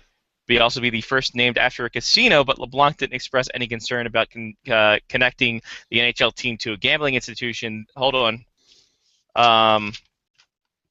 Really? Okay. This just in, Rick Tocchet is trying to get back with the Coyotes now. Oh. I knew exactly where I knew where he was going with that, yeah. Interesting. Thank you for that breaking news. News from 2006. Listen, Operation Slapshot lives on in my heart. Gambling on hockey and other sports is illegal in the state of Arizona. Gila River's 3 casinos offer slots, pokers, and other loose gaming tables. Ooh, loose tables. Hot, wet slots. Hot, wet slots and loose tables. You know you want it, baby. And people giving Johnny drinks, even though he gives them money. It's true. That was the most return I got in the entire night. Yeah. That's a high return on investment there, man. You know, I'm disappointed. I'm disappointed that an NHL team has not given naming rights to Trojan. The Senators would be at the top of the charts. No. Come on. I mean, are you serious? Senators, Trojan condoms. I think that's a natural marriage, don't you? I'm just saying. I'm saying there's a mascot that looks like a penis, and if you're just gonna throw they'll just borrow Shooty there from Columbus, and that'd be just fine. Boomer. Boomer. Yeah. Yeah, it's a penis with wheels. Yeah, geriatric penis going out in his little wheelchair. With a Jimmy hat on, and it's sponsored by Trojan. I'm gonna present this. Like, honestly, I don't know why Trojan hasn't bought into a TV broadcast where you can have the last goal of the game or the game-winning goal be the Trojan wrap it up. Oh, the game. There you go. Yeah, but then also, if there's any reviews where they actually pull out, then the Trojan can sponsor that. That's true. Nope. Trojan doesn't want to sponsor that. No, That's bad news. That would be or a big save on a slap shot, the Trojan big stop of the game. There you go. Oh, yeah. I like where you're going with this, fellas. Come on. Here we go. Sal, is it you? Sal is back. Sal Pitchman here, guys. I love where you're going with this. I'm not going to steal your ideas at all. I promise. I swear on my dead mother's grave. Scotty, also, you could go with the check of the game as being the Trojan bang of the night. Oh! Perfect. I like where this is going. Why are we not broadcasting this? Why don't we have broadcasting rights? Like, honestly, that's my big question to you. Yeah. Trojan could sponsor everything. I mean, you could Trojan longest stick of the night. Whoever has the longest stick gets interviewed by Pierre McGuire. Pierre McGuire has to wear a little Jimmy hat on his head, but he's standing in between. And then when you have like just quick little clips that you want to show, quick instant replay, it'd be the Trojan short shots of the night. The quickie. I like the Trojan quickie. Yeah, the Trojan quickies. Yeah. Or what I refer to as normal. Or an or an amazing play is the Trojan warm sensation of the night. Oh. There we go. I don't know why Trojan just isn't sponsoring every team. I know. Well, come on, USC Trojans. Jesus.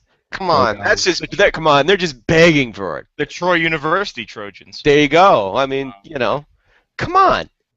Come on. Look, don't be childish about it. Sure, you sell condoms. It's a birth control device. Let's stop being so childish about pee-pees and wee-wees and things and just go with the USC Trojans, sponsored by Trojan, playing at the Trojan Arena, also sponsored by Trojan. Trojan Dome. The Trojan Dome, Trojan Man. Also, because the dome is because it's like a little dome on your penis. Anyway. Speaking of wanking, I don't know where I'm going with this. Speaking of, I don't know, some interesting decisions, Lyle, since you've been away. First off, we spent an hour talking about bowling balls last week. It was quite tremendous. We definitely did. You should watch last week's show. Yeah. It could have been the best show we've done on bowling. It's Big Stand Invitational included, because we actually talked about the trajectory. There it is. That's a word. You're going to say Trojan. Trajectory. I was trajectory. There you go. It's the Trojan trajectory chart. Sponsor. That's your big Corsi Trojan. Exactly. Numbers going out. Bring it in a Trojan. Wait a minute. They're like in the in-between period. Magnum Stats of the Night, brought to you by Trojan. It's always when you get it in there. It's in between No, periods. your in-between periods would be brought to you by Tampax. Yeah. No, that's actually during the period. Yeah, okay. That's true. Yeah. That's also where you want a Trojan too, because it gets a little messy down there. But listen, folks. Man. This went downhill quickly. Oh, By wow. the way, the Rev River shootout's in September. So Boo. Texas Tech. Boo. Texas Tech football. Boo. Soon. NCAA. Fine. Sure. Oklahoma, Texas Tech. Come on, get Oklahoma. Oklahoma, where we go now, marching down the field. Something. Analytics. Oklahoma. All right, good. That's the only part I know. That's where the wind comes whipping down the plain, and the waving we do. Something. Oklahoma, back out! That's Stone Cold music. Stone Cold. My God in heaven, he's dead. Buy my barbecue sauce. Somebody stop the damn match. Enough's enough. What happens when we miss 2 weeks with Lyle? We just have to go on rest. I love it. It's perfect because nothing happened in the past 2 weeks. Oh man. Holy, we got PK. Dog we'll days. get that in a second. Well, the Subban thingy, but yeah. We'll get to that in a second because there's something. Sure. There's something. Oh yeah, sure. I know you got points. I don't want to jump all over. I've only got 2. Honestly, it's that. We'll get to them, and then we can say what have you else if you got for us, Lyle. And essentially, we'll go from there. Okay, I'm getting back into the rhythm. My interesting thing is about what Toronto did: 5-year deal for Jake Gardner, and then a 2-year deal for Mr. Reimer. Was that right? I believe James Reimer got a 2-year deal. Yes, might have been a typo. You are correct, sir.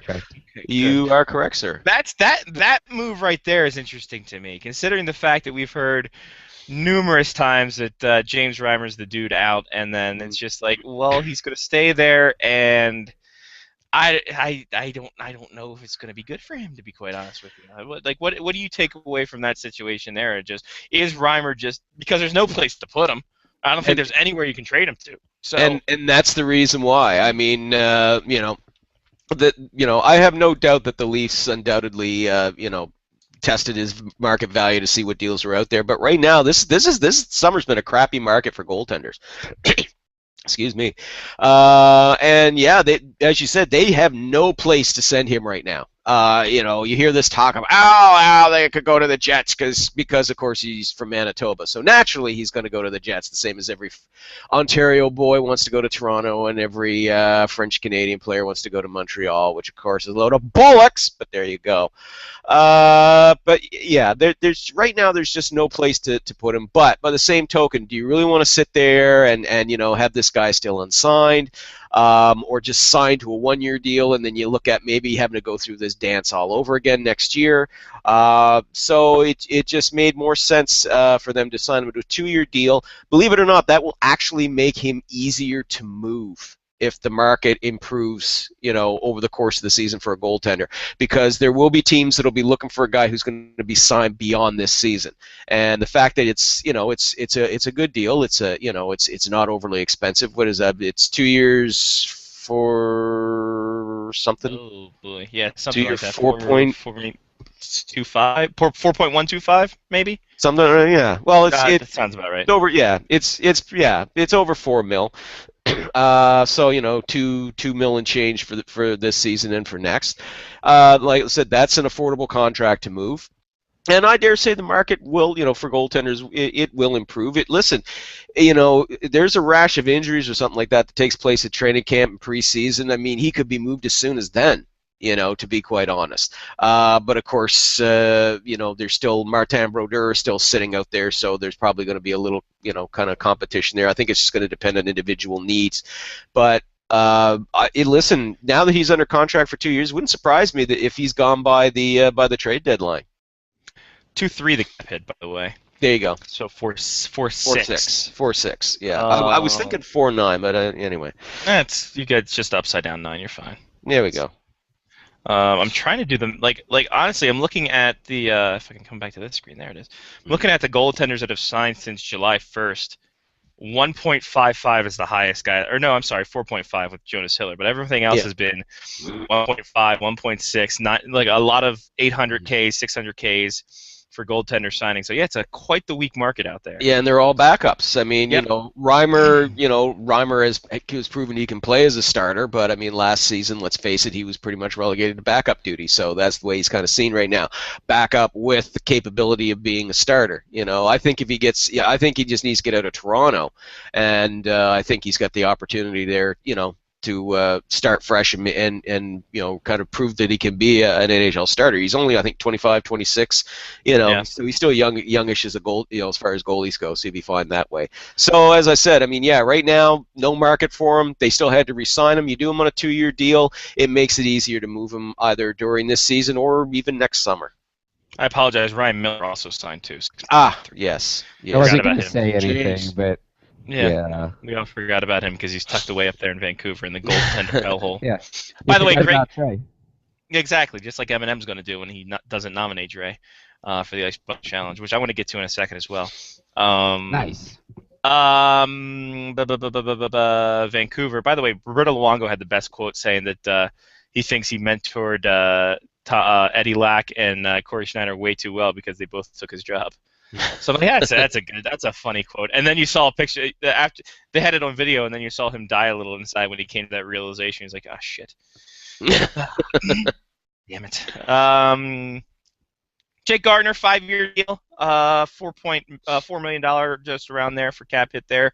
Mm-hmm. Considering the clashes that he had with Randy Carlyle towards the end of the season, and just the expectation put upon him, what is this contract going to be for him? Is this going to be one where he actually blossoms into what a lot of people think he's going to become, or is it just going to be just the Leafs throwing money at a problem and hoping that it sticks? No, I think that this is the Leafs see him as a key part of their future long term. I mean, let's face it, they give him a 5-year deal. It's like I said. I mean, Gardner has a ton of talent. There's no question about that. I think he's gonna blossom into a quality defenseman, and he's got natural offensive instincts. It's just they're still trying to work on his overall defensive game. Apparently, all this talk about clashes between Carlyle and Gardner, was I guess all made up or all blown out of proportion by the Toronto media. Ooh, yeah, I know. I'm just going by what they say, because Carlyle, because despite all the things that Carlyle would say, Dave Nonis, this is what Dave Nonis was claiming, is that but even though Carlyle might say that about be critical about Gardner's game, according to Dave Nonis, Carlyle was always the first guy saying, "You're not going to trade him, are you?" So if you take Dave Nonis at his word, there was no problem. I think the rest of the world isn't really buying into that very much. Yeah, well, it's not so much that we don't believe Dave Nonis. It's just we saw Randy Carlyle not only throw Jake Gardiner under the bus, but get in there and drive the bus over him and then back up and do it again. Yeah, exactly. Tough love, I guess. I don't know, but no, that's really tough love. Wow, come on. Yeah, but oh boy. Yeah, well, if you want to look at it in another way, you could say that that the Leafs are showing more faith in Jake Gardiner as a defenseman than they are in Randy Carlyle as a coach.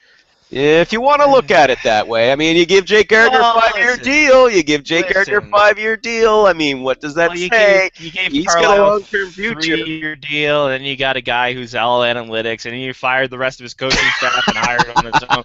I think Randy Carlyle is safe. Boy, I think Randy Carlyle is the first to get fired this year. not for nothing, but well, it's gonna be. Well, let's just say there's a couple of guys sitting there as his assistant coaches that'll be ready to just ease into his job. If I'm not saying one way or another, but I'm pretty sure the assistant coaches have been measuring Randy Carlyle's office just to see if all the stuff that they have will fit. Yeah, just to see where their cool stuff's gonna go. Exactly. Yeah. You put all the trophies and stuff and all the other things. Moving on to Les Habitants de Montréal. Oui. PK Subban got his 8-year deal, but there's reports that came out this week saying that Jeff Molson, the owner of the Canadiens, overruled Marc Bergevin. If indeed true that Molson said, you know what? No, we're not going to play hardball with this kid. Give him the money. What does that say about Marc Bergevin? Was he just trying to make a point and try to go into business for himself, or was this actually trying to be a calculated effort to see where he can scrimp a dollar here and there? Because looking at the up and down of the caps that they have, I don't think you had to scrimp up and down that much. You're not paying that many people outside of now Subban, Price, and maybe Lars Eller has a decent cap hit too. But I mean, other than that, you're not paying anybody an exorbitant amount. No, well, the whole Subban thing as it went down, that was just bizarre. I never for a moment thought it was going to go to arbitration for starters, so I was just floored when it did. I think everyone was. Everybody was. Yeah, it was like, okay, what the hell? Because apparently, the Subban camp, from what I get out of it, had started at 8.5 is what they're looking at. The Canadians, initially they were going in saying, okay, 5.5 or something, but I guess from a lot of the reports I read, the Subban camp was willing to come down. The Habs were offering starting at $7 million. They just wanted the Habs to come up and meet them, and apparently the Habs didn't want to move off $7 million. So, that's why at the end of the day, it ended with no deal, and it was going to go before an arbiter. And of course, at that time, I and several other people wrote rather eloquently about how the Canadians basically were, basically playing a dangerous game here with, I think, their biggest star. No offense to Carey Price, but I think PK Subban, outshines him. And anyway, then 24 hours later, boom, not only is he re-signed to an 8-year deal, he got more than he sought. Yeah. And so right away you have to feel, okay, what happened in the 24-hour period where they were playing hardball to we're opening the vault, feel free to swim in it. Because I was estimating that he would get between $7.5 and $8.5 million per season. I figured that's what he got. The fact that he got $9 million on average, okay, more than I thought he was going to get. Not saying he doesn't deserve it, and it's an 8-year deal, but you have to figure. I think at some point everybody kind of sucked back and drew a breath, and I think Jeff Molson was involved in this because of course he's going to be involved in this. If you're any owner worth their salt is going to pay attention to what's going on, right? You would hope so. With what's going on with your negotiations. If not, then oh boy. George Gillette, I'll tell you that much. Yeah, well, yeah, but this whole story that came out this week, though, I found it a little fishy, just because it was kind of buried in the middle of a rather lengthy article by Jack Todd in the Montreal Gazette, where he was kind of lamenting the ownerships, or just kind of not really lamenting, but I think just kind of looking at the ownerships of, like, how the Canadians do business and the Alouettes and the Montreal soccer team and yeah, the Impact. And that whole thing, now Jack Todd had kind of guessed, like a lot of people did, after the whole Subban thing was settled, that Jeff Molson must have got involved. And then a week later, buried halfway down in the column, is just a little paragraph saying, well, a well-placed source confirmed my suspicion. Maybe they did. Way to bury the lead. Well, exactly. It's only the biggest goddamn story, period. I mean, come on. No offense to the Alouettes or the Impact, but let's face it. We all know in Montreal, it's the Canadiens, and then there's everybody else. So something that big should have been your lead, and instead it was buried in the middle. So I don't know. I'm not saying Jack Todd made it up. I'm not going to dispute his source, but I'm just thinking maybe that might have been somebody in, just... Look, I took first team snaps with the Alouettes this year, so I'm not really sure that the Alouettes are going to make a big dent or impact, as it were. Yeah, but did Jeff Molson get involved? Yeah, I think he did, but I think he was involved, right from the beginning. I think, Bergevin was, doing what he does best, and after they were done, they, because they still had 48 hours to work out a deal from the time the meeting ended to the time the arbiter would make his decision, and yeah, I think just after that, they just decided, okay, look, let's not screw ourselves here. Enough's enough. We all know the cap's going to be going up. He gets a limited, it's an 8-year deal. It doesn't get any more than that. We don't have to heavily front-load it, though it is full of signing bonuses. So if they were inclined to buy him out, it would get very, very sticky. But this isn't going to be like a David Clarkson situation. So I really don't think the Habs are worried at this point. Yeah, sure. Molson get involved? Sure he did, but I don't think that he turned around and undercut Marc Bergevin. You look at how Bergevin's handled all the negotiations to date, all the moves to date, and you could tell he's been the guy with the hand firmly on the tiller. It's just in this instance with their biggest star, I think everybody just kind of drew back, reanalyzed the situation, just said, okay, look, let's just, let's give him a worthwhile deal. We know he'll sign. He wants to stay, and that's the thing. Subban genuinely wants to stay. He just wants to be paid what he considered his fair market price, and I think that $9 million season is, fair market price. Well, and this is the other thing too. I mean, you always hear people that come out, oh, he's not worth that. Okay, first of all, we all understand that all professional athletes are overpaid. We all understand that, but I don't begrudge their money. This is the nature of the sports. It's the nature of the bidding is that we do. So anyway. And what's the thing they say? You're only worth as much as the person's willing to give you. Yeah, exactly. So there you go. So I mean, but you hear people which is why our show is worth. But I mean, immediately after that came out, you hear people, no way, he's worth more than Drew Doughty. No way, he's worth more than Duncan Keith. It's like dumbasses. Those guys signed their deals 3 years ago under the previous CBA, where completely different box of frogs here. Okay. If Drew Doughty and Duncan Keith, Drew Doughty and Duncan Keith, okay, if they were eligible for restricted free agency or unrestricted free agency this summer or next summer, how much money do you think they'd get? You think they get as much or more than PK Subban? Drew Doughty would get $10 million easy. Absolutely. Duncan Keith.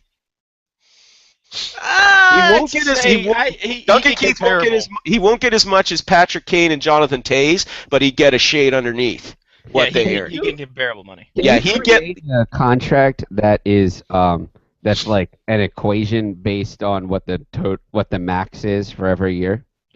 Is it 20%? That's like 20% is the maximum. 20%.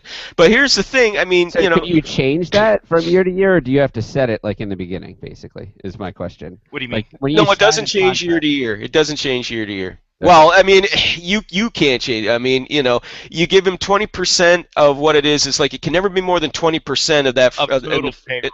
Yeah. Exactly. So in the first year, it'll be 20%, right? I mean, some of these deals that are front-loaded will be like 20%, right? But, to start, but then over time they're going to decline, right? Spread over on the cap average, it's considerably less. It's, most of them never get, I don't even think, get any higher than 12%. 12, 13%, or 14 is, I think, the max that they've ever gone in terms of the actual cap hit. So you couldn't actually put the verbiage in a contract that says that like this player receives 10% of overall salary for the next 8 years. No. It's got to be an actual defined total. I understand. You can't stall for equity. Yeah. No. Yeah. So it's like I said. I mean, PK Subban gets $9 million a season this time around. When Doughty, like I said, the next comparable defenseman becomes, is ready to get his big contract. He'll make more than Subban, So it's the nature of the business right now. And I mean those contracts, Doughty and Keith were signed into the previous one, long time ago. That's 3-4 years ago. Completely different CBA. When they used to heavily front load the damn deals. So, as I said, in a few years' time, rest assured they'll get their fair share and then some. Drew Doughty, when he become when's Drew? Let me just check. When's Drew Doughty? When's his contract expire? I would have to say it's he signed an 8-year deal, did he? Yeah, I'm pretty sure. 7 or 8 years, I think. Let's just take a look. Let's just take a look. His is an 8-year deal, $56 million. It expires the end of 2018-19. So we're talking 1, 2, 3, 4, 5 seasons from now. So in 5 seasons right now, he's got a very, it's $7 million per season cap hit. He will be 29 then. How much money do you think he's going to make on the open market if they don't decide to keep him? Dude, at that point in time, Salary cap being as it is, I'd say at least double digits for sure. 10, 11, maybe even 12 million is what he'll get in 5 years' time. The cap keeps rising as it's projected to. Oh, absolutely. And it'll be a 7-year deal if he becomes an unrestricted free agent. You know, if the Kings decide they want to keep him, it could be 8. I dare say they might try and knock it down a little more than that. But yeah, so they'll get their money too. Oh yeah, and don't leave for them. And in 2 years' time, Steven Stamkos, hell, probably even maybe by next summer, Steven Stamkos could be making the top salary. Period. Definitely. Stammer's the next one. Stamkos is going to be the big one. If people thought, in their friggin' dreams, yeah, keep dreaming that, Lisa. Oh, he will end up in Toronto when he's 35. You know. Past his prime, when he's done, past his prime. And it was always my dream to play for the Leafs. That's why I spent 15 years in Tampa Bay. It was always my dream to play in Toronto. Sure it was. And then they offered you that sweet, sweet salary of $13 million per season. Listen, I mean, Stamkos. All right, let's go. Stamkos is going to make a friggin' fortune. Everybody's eyebrows shot skyward when they saw what Patrick Kane and Jonathan Toews made. You know, Stamkos is going to make more than them. Stamkos is going to make more than them. And then you'll hear people say, no way, Stamkos worth more than them because Kane and Toews won Stanley Cups and Stamkos hasn't won any yet. And it's like, well, hey. Maybe he hasn't, but doesn't mean that he won't have opportunities with an improving, rising young team there in Tampa Bay. I think he'd be crazy to leave Tampa Bay and go to Toronto. I'll tell you the truth. He's got a sweet pack right there. And also, look at the guys he's got coming up. I mean, Jonathan Drouin. Like, he is going – those two together is just like velvet and peanut butter. So if Drouin – that's a nice analogy. I like that. It's been a long time, Scotty. It's been a while. It's been a couple weeks. It's been a while, man. Yeah.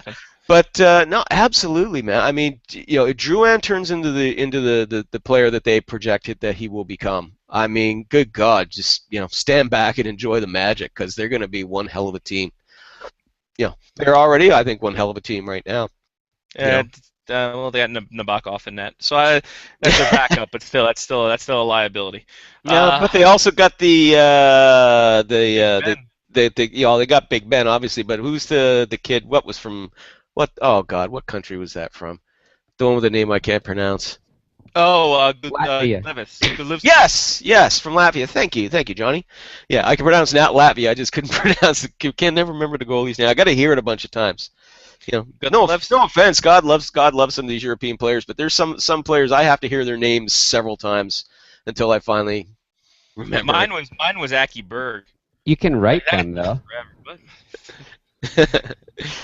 Here's the problem with that, Johnny. You could write it down on like a notepad, and it's just going to come out the squiggle line anyway, regardless if you spelled it right or not. So that's true. Especially in my case, because like I said, my handwriting is like barbed wire. So. Really, that was a great movie, by the way. Barbed Wire, Pamela Anderson. It was. You're right.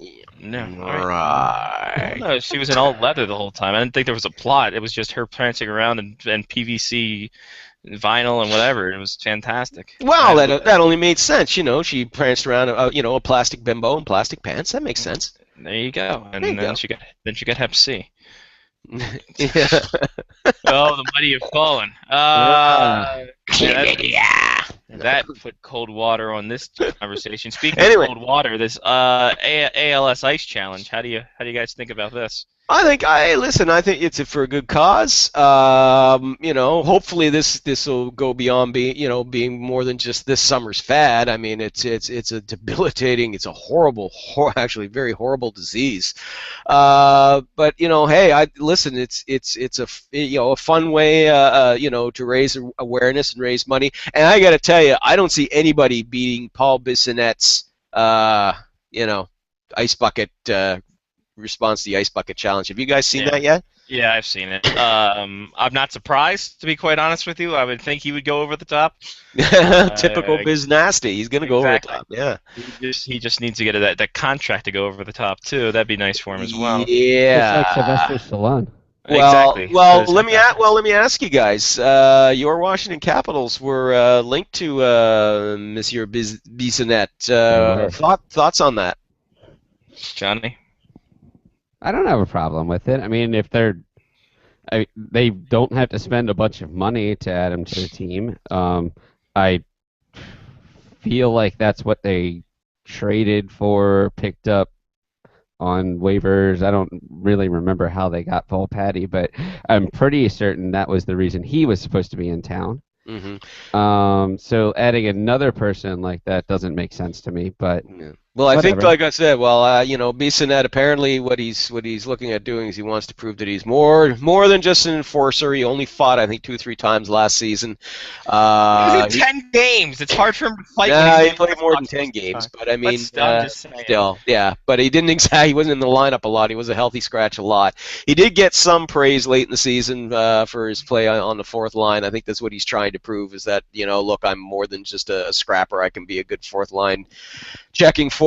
So, but time will tell if he can prove it or not. Paul Bissonnette, by the way, made my list of 10 enforcers least likely to find employment in the NHL this season. I ranked him at number 10 just because of the rumors that the Capitals are among 5 or 6 teams supposedly with interest in him. So, I will say, if we're going to stay on this topic real quick, that Daniel Carcillo, I do not want on the Capitals. No. And why is that? No, seriously, and I'm not being snotty. Why is that? I just think that he takes really stupid penalties, and the Capitals already have enough people on their team that take stupid penalties. To add one more person on the team that's just going to end up in the penalty box for 2 to 4 minutes every time he plays. Well, yeah, I mean, let's face it, the guy is a bit of a loose cannon. He's got a lengthy suspension history. Say we will about Bissonnette. I mean, well, it's just he's got a bit of a suspension history, but nothing like the infamous car bomb. So if you're gonna look at bringing in sort of an enforcer who can at least play a regular shift for you on your 4th line, I would give the nod to Bissonnette over Carcillo. Bissonnette, career high 8 points last year. 53 penalty minutes, which is middling a pack for him. It's not as epic as he said. He's changing his style. He claims he's changing his style. He only had 3 fights last season. And it second to last in time on ice last year, 4 minutes 45 seconds. Yeah. So you sign him for $600K, I think you're fine. Not big. He almost won the Lanterne Rouge. Yeah, the difference is though, in Carcillo's defense though, I think he played something like almost double that amount of ice time. So, he does have that going for him. Carcillo can also come up with a clutch goal here and there, and I mean, he's seen as an excitable player. But again, when he's focused, and he is focused, he's like a less talented. He reminds me, he's like a lesser talented version of Darcy Tucker. He's Matt Cook light to me. He's a lesser talented version of Sean Avery.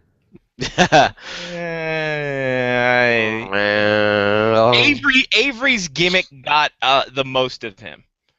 I think when we look back on Sean Avery's career, the gimmick and character that Sean Avery became, I think that really hurt his stock when we look back on him, because it's true, because he was a decent hockey player. He was. In LA, he was great. He was amazing for the Kings. But the thing is though, I mean, his reputation for being, let's be blunt, a dick, that goes all the way back to then too. I mean, Dustin Brown, when he first joined the Kings, as we all know, Dustin Brown has a bit of a speech impediment, and I guess Avery just teased him unmercilessly in his first season there. And that was kind of the way that Avery was treating the younger players, was why part of the reason apparently why the Kings traded him or got rid of him. I can't recall how he left. I think they traded him. I think he was traded rather than left unsigned. Yeah. But that was the reason why is he was a bit of a dick. I mean, he was talented, he was skilled, he had skills. Yes, he was tough as well, but he just I mean, listen, I don't fault anybody who marches to the beat of their own drummer, man. I mean, do what you're going to do, but I mean, at the same time, it doesn't pay off to be an asshole all the time either. No. I recently found the Google spreadsheet that we created that would tell us how much everybody in the league would have to pay if they dropped and brought Sean Avery back through the waivers. Re-entry waivers. Re-entry waivers, yeah. That night was fantastic. That was a hell of a night. We just made sure we figured it all out when reentry waivers were still a when that was still a thing. That was still a thing. I actually don't miss that because that used to be like, oh God, okay, how much was that? Okay, half of this, and they get that in, half of this. Here's an odd question, Lau. Could Bissonnette sign a two-way deal? Is he still young enough, or is that because he's 29, 28? Like, is a two-way deal out of the question? Why couldn't you sign a two-way deal at his age? Cool. I don't think there's any real age restriction. Is there any restriction to that? I don't believe there's an age restriction for a two-way deal. Because I would say just do that, because I don't know if he's going to get plucked off of waivers if no one's picking him up right now. So he could end up being a training camp trial. Remember, he's an unrestricted free agent, so he doesn't have to go through waivers or anything like that right now. Well, I meant for if they sign. Oh, I see. If you sign him, gotcha. Okay. I wanted to get him some playing time in the AHL and then sent him down that way and stuff like that. So yeah. That's interesting. By the way, I just want to say there's not enough New York Yankees doing the AL. Like, honestly, of all the teams. Yeah. Hello. This dreaded disease is named after the one of the greatest Iron Horse, one of the greatest players in Yankees history. Come on, Yankees. There are a lot of brothers from Phi Delta Theta who's doing it though, and Lou Gehrig was also part of the fraternity. Well, there you go. Well, that's fine. Hey, they're bringing attention to it that way. But yes, I agree. The Yankees need to step up. Yes. I'll nominate Mark Teixeira. There you go.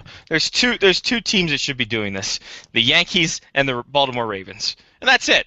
Because they have the two most notable guys who have had ALS: Lou Gehrig for the Yankees and O.J. Brigance of the Baltimore Ravens, who won a Super Bowl and is the only player to win a Super Bowl and a Grey Cup in the same city.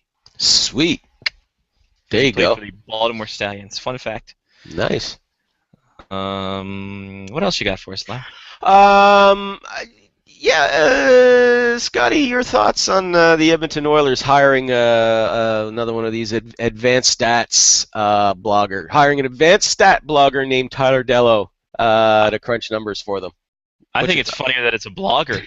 To be quite honest, I think that's the lead there, that they hired him on as a consultant. I've got mixed reviews just on him as a person in terms of just people dealing with him and him dealing with other people. I'm kind of lukewarm to it. But numbers. I mean, well, the Oilers as it stands right now, I think they just this is more a shot in the arm for the Oilers in terms of bringing new blood in. And regardless of if he's a numbers guy, if he's not a numbers guy, I think getting a new, voice in that front office could be the big thing overall that this comes out of, because of the fact that it's been an old boys club in Edmonton since '90. Yeah. And I think this, if nothing else, is a step in getting a new voice in there. Whatever he believes or whatever he preaches, go with God. If that makes you sleep at night better, then fine. But it's a new voice in that organization that I think is really going to change the way things are there. Yeah. Johnny, do you have any thoughts on the whole hockey analytics thing? Well, I mean, we've talked about the analytics before. I'm not a big analytics person unless you actually understand the sport, because numbers go so far. Like we kind of talked about it last week, that hockey is different than baseball, and the whole Moneyball thing doesn't really work in hockey as well. But I feel like the Oilers have other places that they should have spent money in before finding somebody that is going to run analytics on their team. I think there's definitely other parts of Edmonton that they need to go ahead and, I would say, focus on rather than the analytics and running stuff like that. But whatever. Let's be honest, they've never been a conventional team in terms of the past few years trying to figure out which owner hired him. Well, there's only one owner now. That's the problem. Yeah, we can't blame it on everyone. On-running joke, damn it. We got to keep it going. I know. I know, but now that joke starts to become so 2009. So no, well, I mean, we still use the Bruins joke, so it doesn't matter. I mean, the advanced stat things is great. It brings more fun to the game, I guess. It brings more people that can analyze things to the game. But at the end of the day, if you don't know hockey, you don't know hockey. So it doesn't matter what kind of math you understand. Well, I think, yeah. I mean, I think you can listen. I do believe, and I've said it before, and we talked about it on the show. I think that advanced stats has its place in hockey.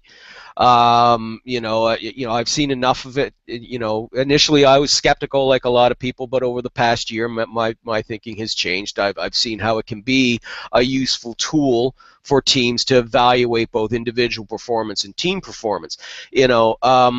I think we're seeing some resistance toward it. I think from some folks. There's quite a few folks in the mainstream media. There's some who are really embracing it, like Bob McKenzie and Elliot Friedman, guys like that are really embracing that side of it. But then you get guys like Steve Simmons, the Toronto Sun, Mark Spector of Sportsnet, Derek Van Diest recently of the Edmonton Sun, who are they seem to be just dead set against it. They don't think it has any real place in it. As I said, I mean, I don't see it as the end-all and be-all. It's just I do see it as a tool that you can use that can help you gain an edge. Because let's face it, more and more NHL teams, they've either openly stated that yes, they are using hockey analytics, or they've been sort of quietly doing it. I think in the case of Tyler Dellow, I've never interacted. I don't believe that I've interacted with Mr. Dellow in the 8.5 years that he was running his blog. I do know that he seems to have a personality like a water moccasin. He's definitely an opinionated guy. And I do understand that he's gone after a lot of people in the mainstream media who've scoffed at hockey analytics and advanced stats, that sort of thing. But at the end of the day, why I kept referring to his work when I in my blog beat, despite how I may have thought about the guy personally, is that I thought that I did believe that his work had merit, it had value, and it was worth sharing with the world. And ultimately, pundit named Robin Brownlee, he made this excellent point. He said, regardless of what you think of Tyler Dellow personally, his work should stand on its own merit. And that ultimately, I think, is the thing here. If you don't like Tyler Dellow as a person, great, fine, that's your opinion. Whatever. But don't use your dislike of the guy to kind of color your opinion of advanced stats. Yeah, but I think we get into a Robin Thicke situation when there's so many blurred lines in this in terms of just going ahead and saying, really. You know what? It took me 3 minutes to figure that one out. But I mean, because it's so hard. That's actually longer than it took him to write the fucking song. Exactly. and then Weird Al Yankovic put out a better version of it. True story. God. By the way, Crimes. Awesome. It's the best. Anyway, but I mean, it's hard because everyone knows him as, I think, just as a blogger, as that blogger, as that Twitter guy, as this, that, and the other. It's hard to distinguish him. Or because he's so a type A personality in terms of just this is how it is for me, and if you can't conform to it, then you're the asshole kind of thing. It's hard to distinguish the two types of people, whether it be him being a professional or him being just another person who wants their voice to be heard. It's hard to distinguish that, and I think that's where people get crossed up. And I mean, whatever, analytics are analytics, and doesn't mean that I'm gonna go. I mean, I did Statonomics for our bowling tournament, and quite well, I might add. Well, they were this whole book. It's fantastic of the stuff we were able to figure out on the Statonomics. But I mean, I still say it's not. Obviously, it's not the end all be all, but I think it's also a situation where advanced stats. I almost think it's pick and choose. Like you accentuate the positive and kind of eliminate the negative almost, and it's just like we don't hear the bad stories that these guys saying. All right, well this guy isn't worth this much because of analytics, or if it's wrong, if they say one thing, you don't hear about it if they're wrong, kind of situation. Like you don't see a guy being valued for analytics at first, and then he drops off, and then people forget about him, kind of thing. It's not like, well, he's going against all analytics. It's just like, well, we forgot about him completely. Well, and I mean that's the thing. I mean, we're all still kind of learning. this thing. I mean, I don't profess to be, an expert on it, but as I said, I'm still, studying it and learning it myself. As I said, I do believe that there is, sufficient merit in it. From what I've seen of it, I mean, especially, and I'll say case in point is what happened with the Toronto Maple Leafs throughout last season. I mean, even before last season started, you had the hockey analytic bloggers, Dello and all of them, were saying, look, the Leafs, they weren't a strong puck possession team last season. We think that's going to come back and hurt them. It's going to hurt their playoff chances. And the Leafs got off to a great start, and you had like people who, absolutely hate hockey analytics, like Steve Simmons, were openly mocking, the hockey analytics crowd, going, oh, it's a good thing that the Leafs don't play in the Corsi Hockey League. Of course, this was when the Leafs were off to a great start the first 6 weeks of the season. But the analytics guys never changed their tune. They said, listen, we're telling you. The guy, look at their puck possession numbers, and they called it. They said there's 3 reasons why the Leafs are doing so well right now: red hot goaltending, their offense is on fire, and they've been lucky. They got very lucky with their scoring, some of their scoring chances. They got very lucky. When they broke it all down, it was like, here's a legitimate scoring chance, here's, like deflection, weird goal, that sort of thing. They said there was a good deal of that going on. They said that they can't maintain that. And I was following this as they went along, and sure enough, they were right. You could see it as they started to wobble. They kept saying by mid-season, then the Leafs started to recover a bit, but the analytics guys were still saying, this is not going to last. And they were right. By the time after the Olympics were, boom, you saw them go right off the ditch, and it was puck possession that killed the Leafs, absolutely killed them.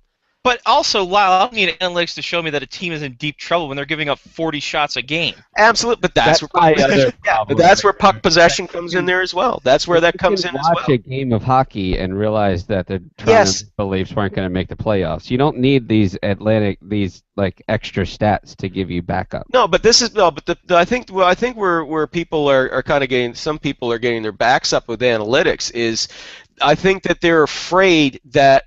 I think they're afraid of revenge of the nerds, if you will. That it's just that the game's going to be taken over by all these nerdy guys with their slide rules and their pocket protectors and their calculators, that it's going to come down to be solely a numbers game and nobody's going to watch, the play on the ice. And that's not true. That's not true.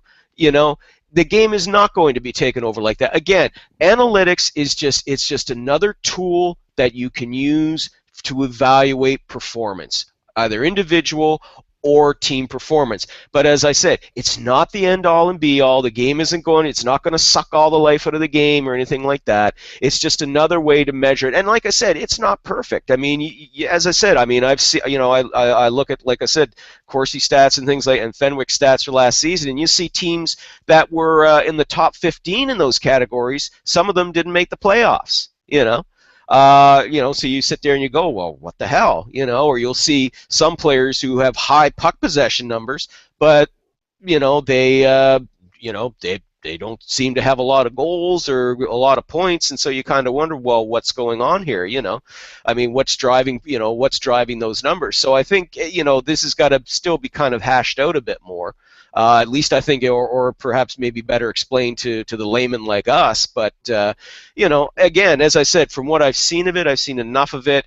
And as I continue to study it and follow it, I think that it's going to be enough to kind of, as I said, be a helpful tool.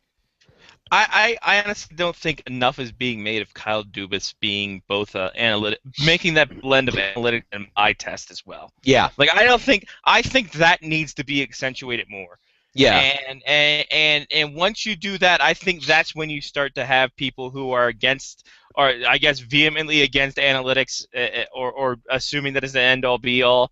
I think that's when you start to pull them over to the side, and you have to frame up Kyle Dubas as the guy that's all right. He's the analytics guy, but he doesn't let that affect his whole thing. He doesn't make he's the exception to the rule of all these other people, and you need to exploit that exception and make people realize, hey, it's not about this. And once people do that, I think a lot of people will be much more willing to tip their toes into the analytics pool, as it were. Yeah. As I did with the Stanonomics. So I just have 2 points. Yeah. One's a point and one's a question. The first point is I completely agree with both of you. Mm-hmm. In that the fact that advanced stats have their place in the game. Mm-hmm. But that can't be the only thing that you know. Yeah. Like that's where I run into issues with advanced stats, is because the people that push advanced stats seem to only know advanced stats. Yeah, I agree with that. There's no other piece that comes along with it. That's what the advanced stats say, and this is what occurs. And they only tell you the parts that work. So that's my big problem with advanced stats as it is in its infancy stage right now. Mm-hmm. And my question is that we actually talked about this a bit last week, and we brought up the fact that do you think that there are more teams that are now going to hire people into these advanced stats roles? Yes. It's been going on actually for several years already. Just it's been kind of under the radar and rather quiet, but in the last 3 to 4 years, it's just that this summer we've been hearing a lot more of it now because the hirings have been made public. You know, like I said, with Tyler Dello's hiring, with Eric Tulsky, who's another who's been hired by an NHL team. The New Jersey Devils hired somebody, and of course, as we said, as you noted, Kyle Dubas being hired by the Maple Leafs as an assistant GM. Big fan of analytics, so yeah, it's become a lot more public right now. So I dare say we're probably going to hear more of it as it goes along. And but I think though to Scotty's point though I think what you're right is that a guy like Kyle Dubas, he's a big believer in advanced stats, but as you said, he also believes in the eye test as well. I mean, he's got the numbers look good, but let's watch the game here too, and let's see the correlation. Let's see if there's a correlation here. It kind of reminds me, though. I mean, this whole thing with analytics and kind of some of the resistance towards it that we've seen. It puts me in mind of when Roger Nielsen, Hall of Famer Roger Nielsen, back in the mid '70s, he caught a lot of heat around the league because he was the first NHL coach to use video to between games to break down the players' performance, to show where their strong points were, to show where they were lacking. He got the nickname Captain Video. Of course, everybody nowadays it was just like yes, the good-natured Captain Video. But back then it was derisive. He was seen as a bit of a weirdo, as an oddball, and it was sort of like a joke at his expense at the time. Nowadays, flash forward 40 years later, there isn't a coach in the league that doesn't use video to sit down with his players, both as a team and individually, to point out their strengths and their weaknesses, where they have to work on and what they don't need to work on. So I think right now, I mean, as Johnny, you noted, I mean, advanced stats right now is still, I think it's kind of beyond its infancy a little bit. It's probably more in the terrible twos right now because it's making a lot of noise. I think that as time progresses, I definitely don't see this as a fad. I've heard some people dismiss it as a fad. I don't think it's going to be a fad. I think we're going to see this become more incorporated into the game. But as I said, it's not going to be, well, that's it. Numbers, stats wonks are going to take over the game, and they're going to draft players based solely on Corsi numbers or Fenwick numbers, or they're only going to trade or sign players with strong Corsi and Fenwick numbers, and they're not going to follow the game or follow the players, because a lot of these guys, especially guys like Tyler Dello, like Rob Volman of Hockey Abstract, just to name two, I mean, they do follow the games. They don't just sit there, draw the numbers out, and draw their conclusions. I mean, on Tyler's site, he used to break down of screen caps to show, to kind of illustrate some of the points that he was making. So I mean, it's been very obvious, and if you read Rob Volman's stuff at all, you understand that he follows the game very closely as well. All right then, it's the summer of analytics. I have to tell you that.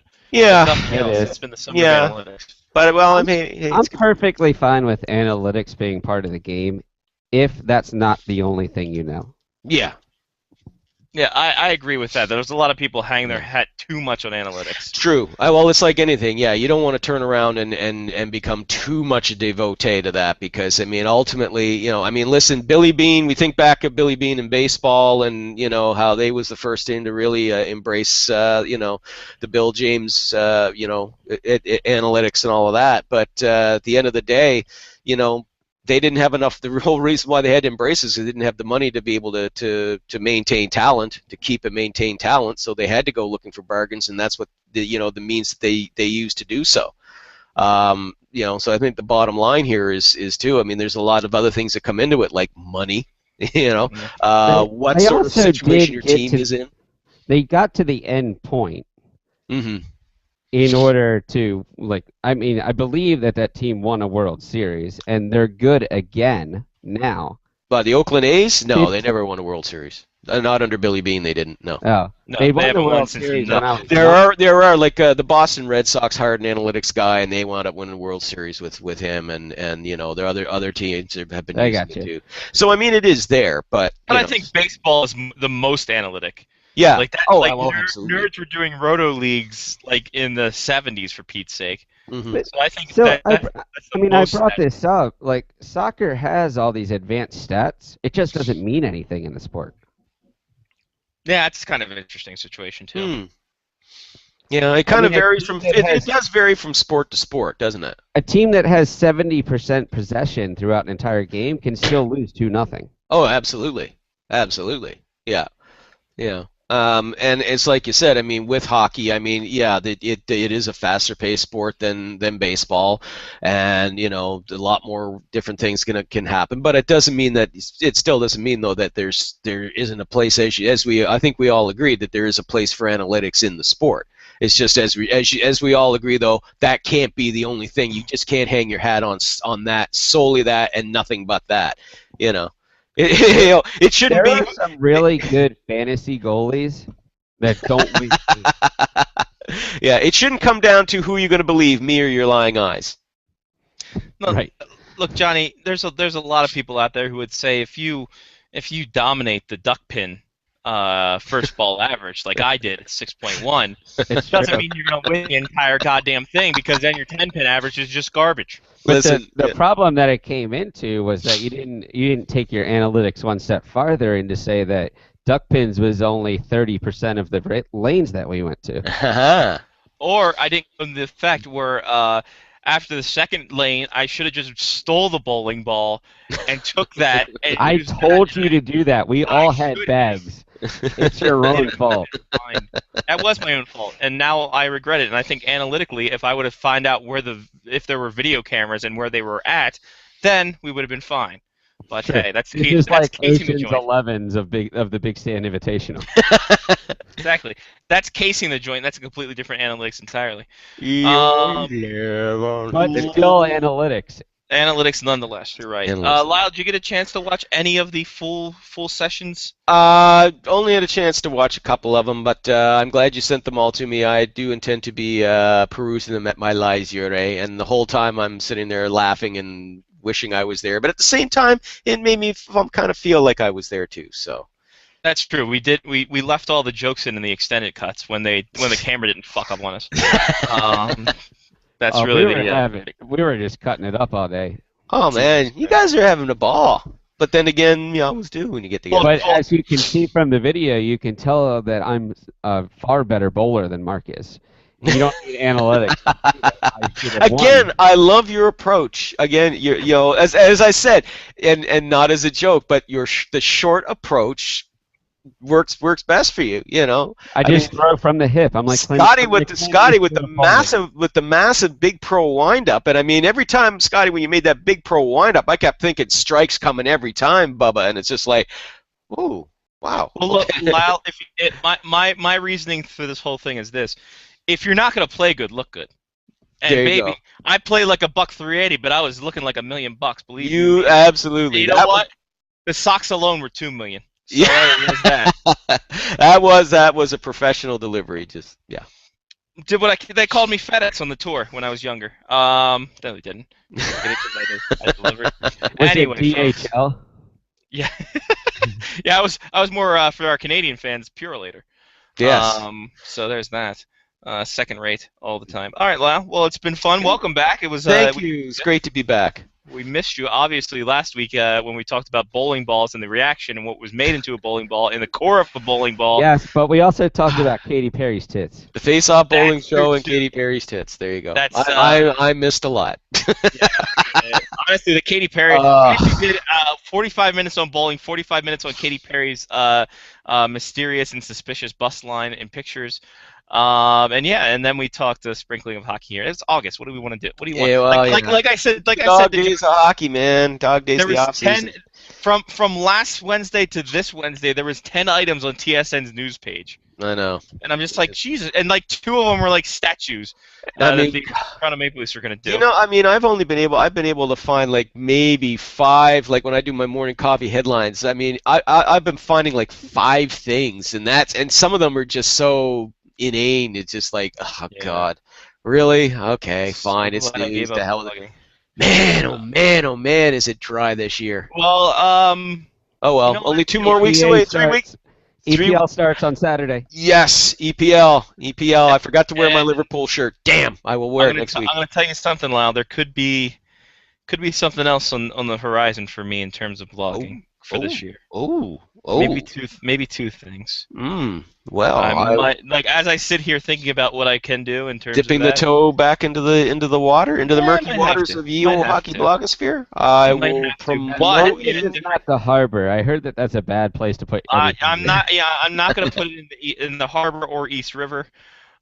Even though Kramer told us that it was cool to swim in there because it helps us back. But I may, like as I'm thinking here, as you say, blogging and murky. I'm just like, well, Scotty, it's time for a new gimmick, and I think I got 2 new gimmicks. Hey. I will give up one right now. Bowling. I will do a bowling blog. There you go. The bowling blog. And I actually, you know what, Lyle? I'll tell, since I don't want to tell it on air. You've always liked alliteration. I do like alliteration. It's fun. It's fun and it's adorable. Look, he's all giddy just thinking about it. You should have said. You should have said that it was your. Actually, no, that's French. Continue. Yeah, it was. Okay. Lyle, I'll email you the idea. I'm going to tell Johnny Cool. after we get off the air because I think you'll give a good, honest opinion on it too. Because I think I have a new possible web series that if I can gimmick up properly, it could work amazingly. I am looking forward. I am intrigued, sir. I will email that to you after I tell Johnny. So it's going to be good. It's going to be. I got a lot of irons in the fire. The problem is making sure the irons actually strike rather than miss completely. So we'll see all about that. Normally a 9 and then you miss on the second ball. That's exactly. That's called the mark. It's called the mark with the C. Mark with the C. Man, that was a rate. Lyle, let me show you this ratio right here. Like honestly, I'll dip into the Have Lyle seen all the advanced stats for bowling? I have not made it public yet. First ball 8+. Mark had 46 of 8 first ball that was 8 or more pins. Mm-hmm. 3 times he had 7 8 or more pins in a frame. So 7 of the 10 frames he had 8+ in his first ball. Then 6. I think duck pin is really what killed him. But for the most part in 10 pin, he never had less than half the game being 8 or more pin. So that's phenomenal. But yeah, I've got 1, 2, 3, 4, 5, 6, 7, 8, 11 advanced stats that I think I figured out. I don't know. I'm not good at math, which is why I didn't do accounting as a major. So you didn't miss much. No, trust me, I didn't. I took it in senior year of high school as an elective, and then I aced it, and I'm just like, you know what? I don't like numbers. The hell. It was part of my job in the military, and it's just yeah. All right. Well, Lyle, you can stand down at ease, Thank you, sir. Good to have you back, and we'll talk to you next week. Sir. Hey, good to be back, guys. All right. Take care, Lyle. We'll see you. Take care. Week. I will talk to you guys next week. Toodaloo. There he goes. It's Lyle Richardson, SpectorsHockey.net, and the Hockey News, and the Bleacher Reports, and the PEI Guardian Island. There we go. We do our best. All right, Johnny P. It is shout-out time. You can give our shout-outs because we're almost at 2.5 hours. I am going to give a shout-out to Standonomics. Standing And up. that It is sounds like the an only- 80s group, too. That's the only advanced stats that I'm giving a shout out to. Fuck the rest of you guys. Fuck you, Corsi. I'll tell you later what I think about Tyler Dello too. Oh, Jesus. Yeah, I'm done. It's not worth me being on a microphone anymore. Johnny P knows when to drop the mic and leave. God bless him. Shout out to my kids and folks and friends and fun at Mr. Mike's Steakhouse Casual in Airdrie, Alberta. Fun times had by on Friday night. Another one to be had this Friday night too, I am sure. Shout out to my car finally being fixed. Huzzah. The engine light hopefully won't come on anymore. We'll see about that. Shout out to randomly walking 11 kilometers throughout neighborhoods and parks and all kinds of crazy bullshit there. And shout out to the people who wished us a happy birthday on their 13th birthday. So 13 years is our first show of our 26th season. Mark, I'm sure, will deny that, but I don't care. He's wrong. He's wrong. But in any case... And he's not here. To defend it, right, exactly. So the hell with him. It's our 13th year, 14th season. Huzzah. So that's it. That's all. For Johnny P, I'm Scotty Waz. Take care of yourself and someone else. It's been Face Off Hockey Show on faceoffhockeyshow.com, which is also our Tumblr. You can check us out there and on the FOHS radio. That's the Facebook page, and then Face Off HCKY show is the Twitter. So until next week, we'll have the whole crew with us, minus Sean, because he doesn't like to do drop-ins that much, and it's baseball season. Until next week, peace. We out.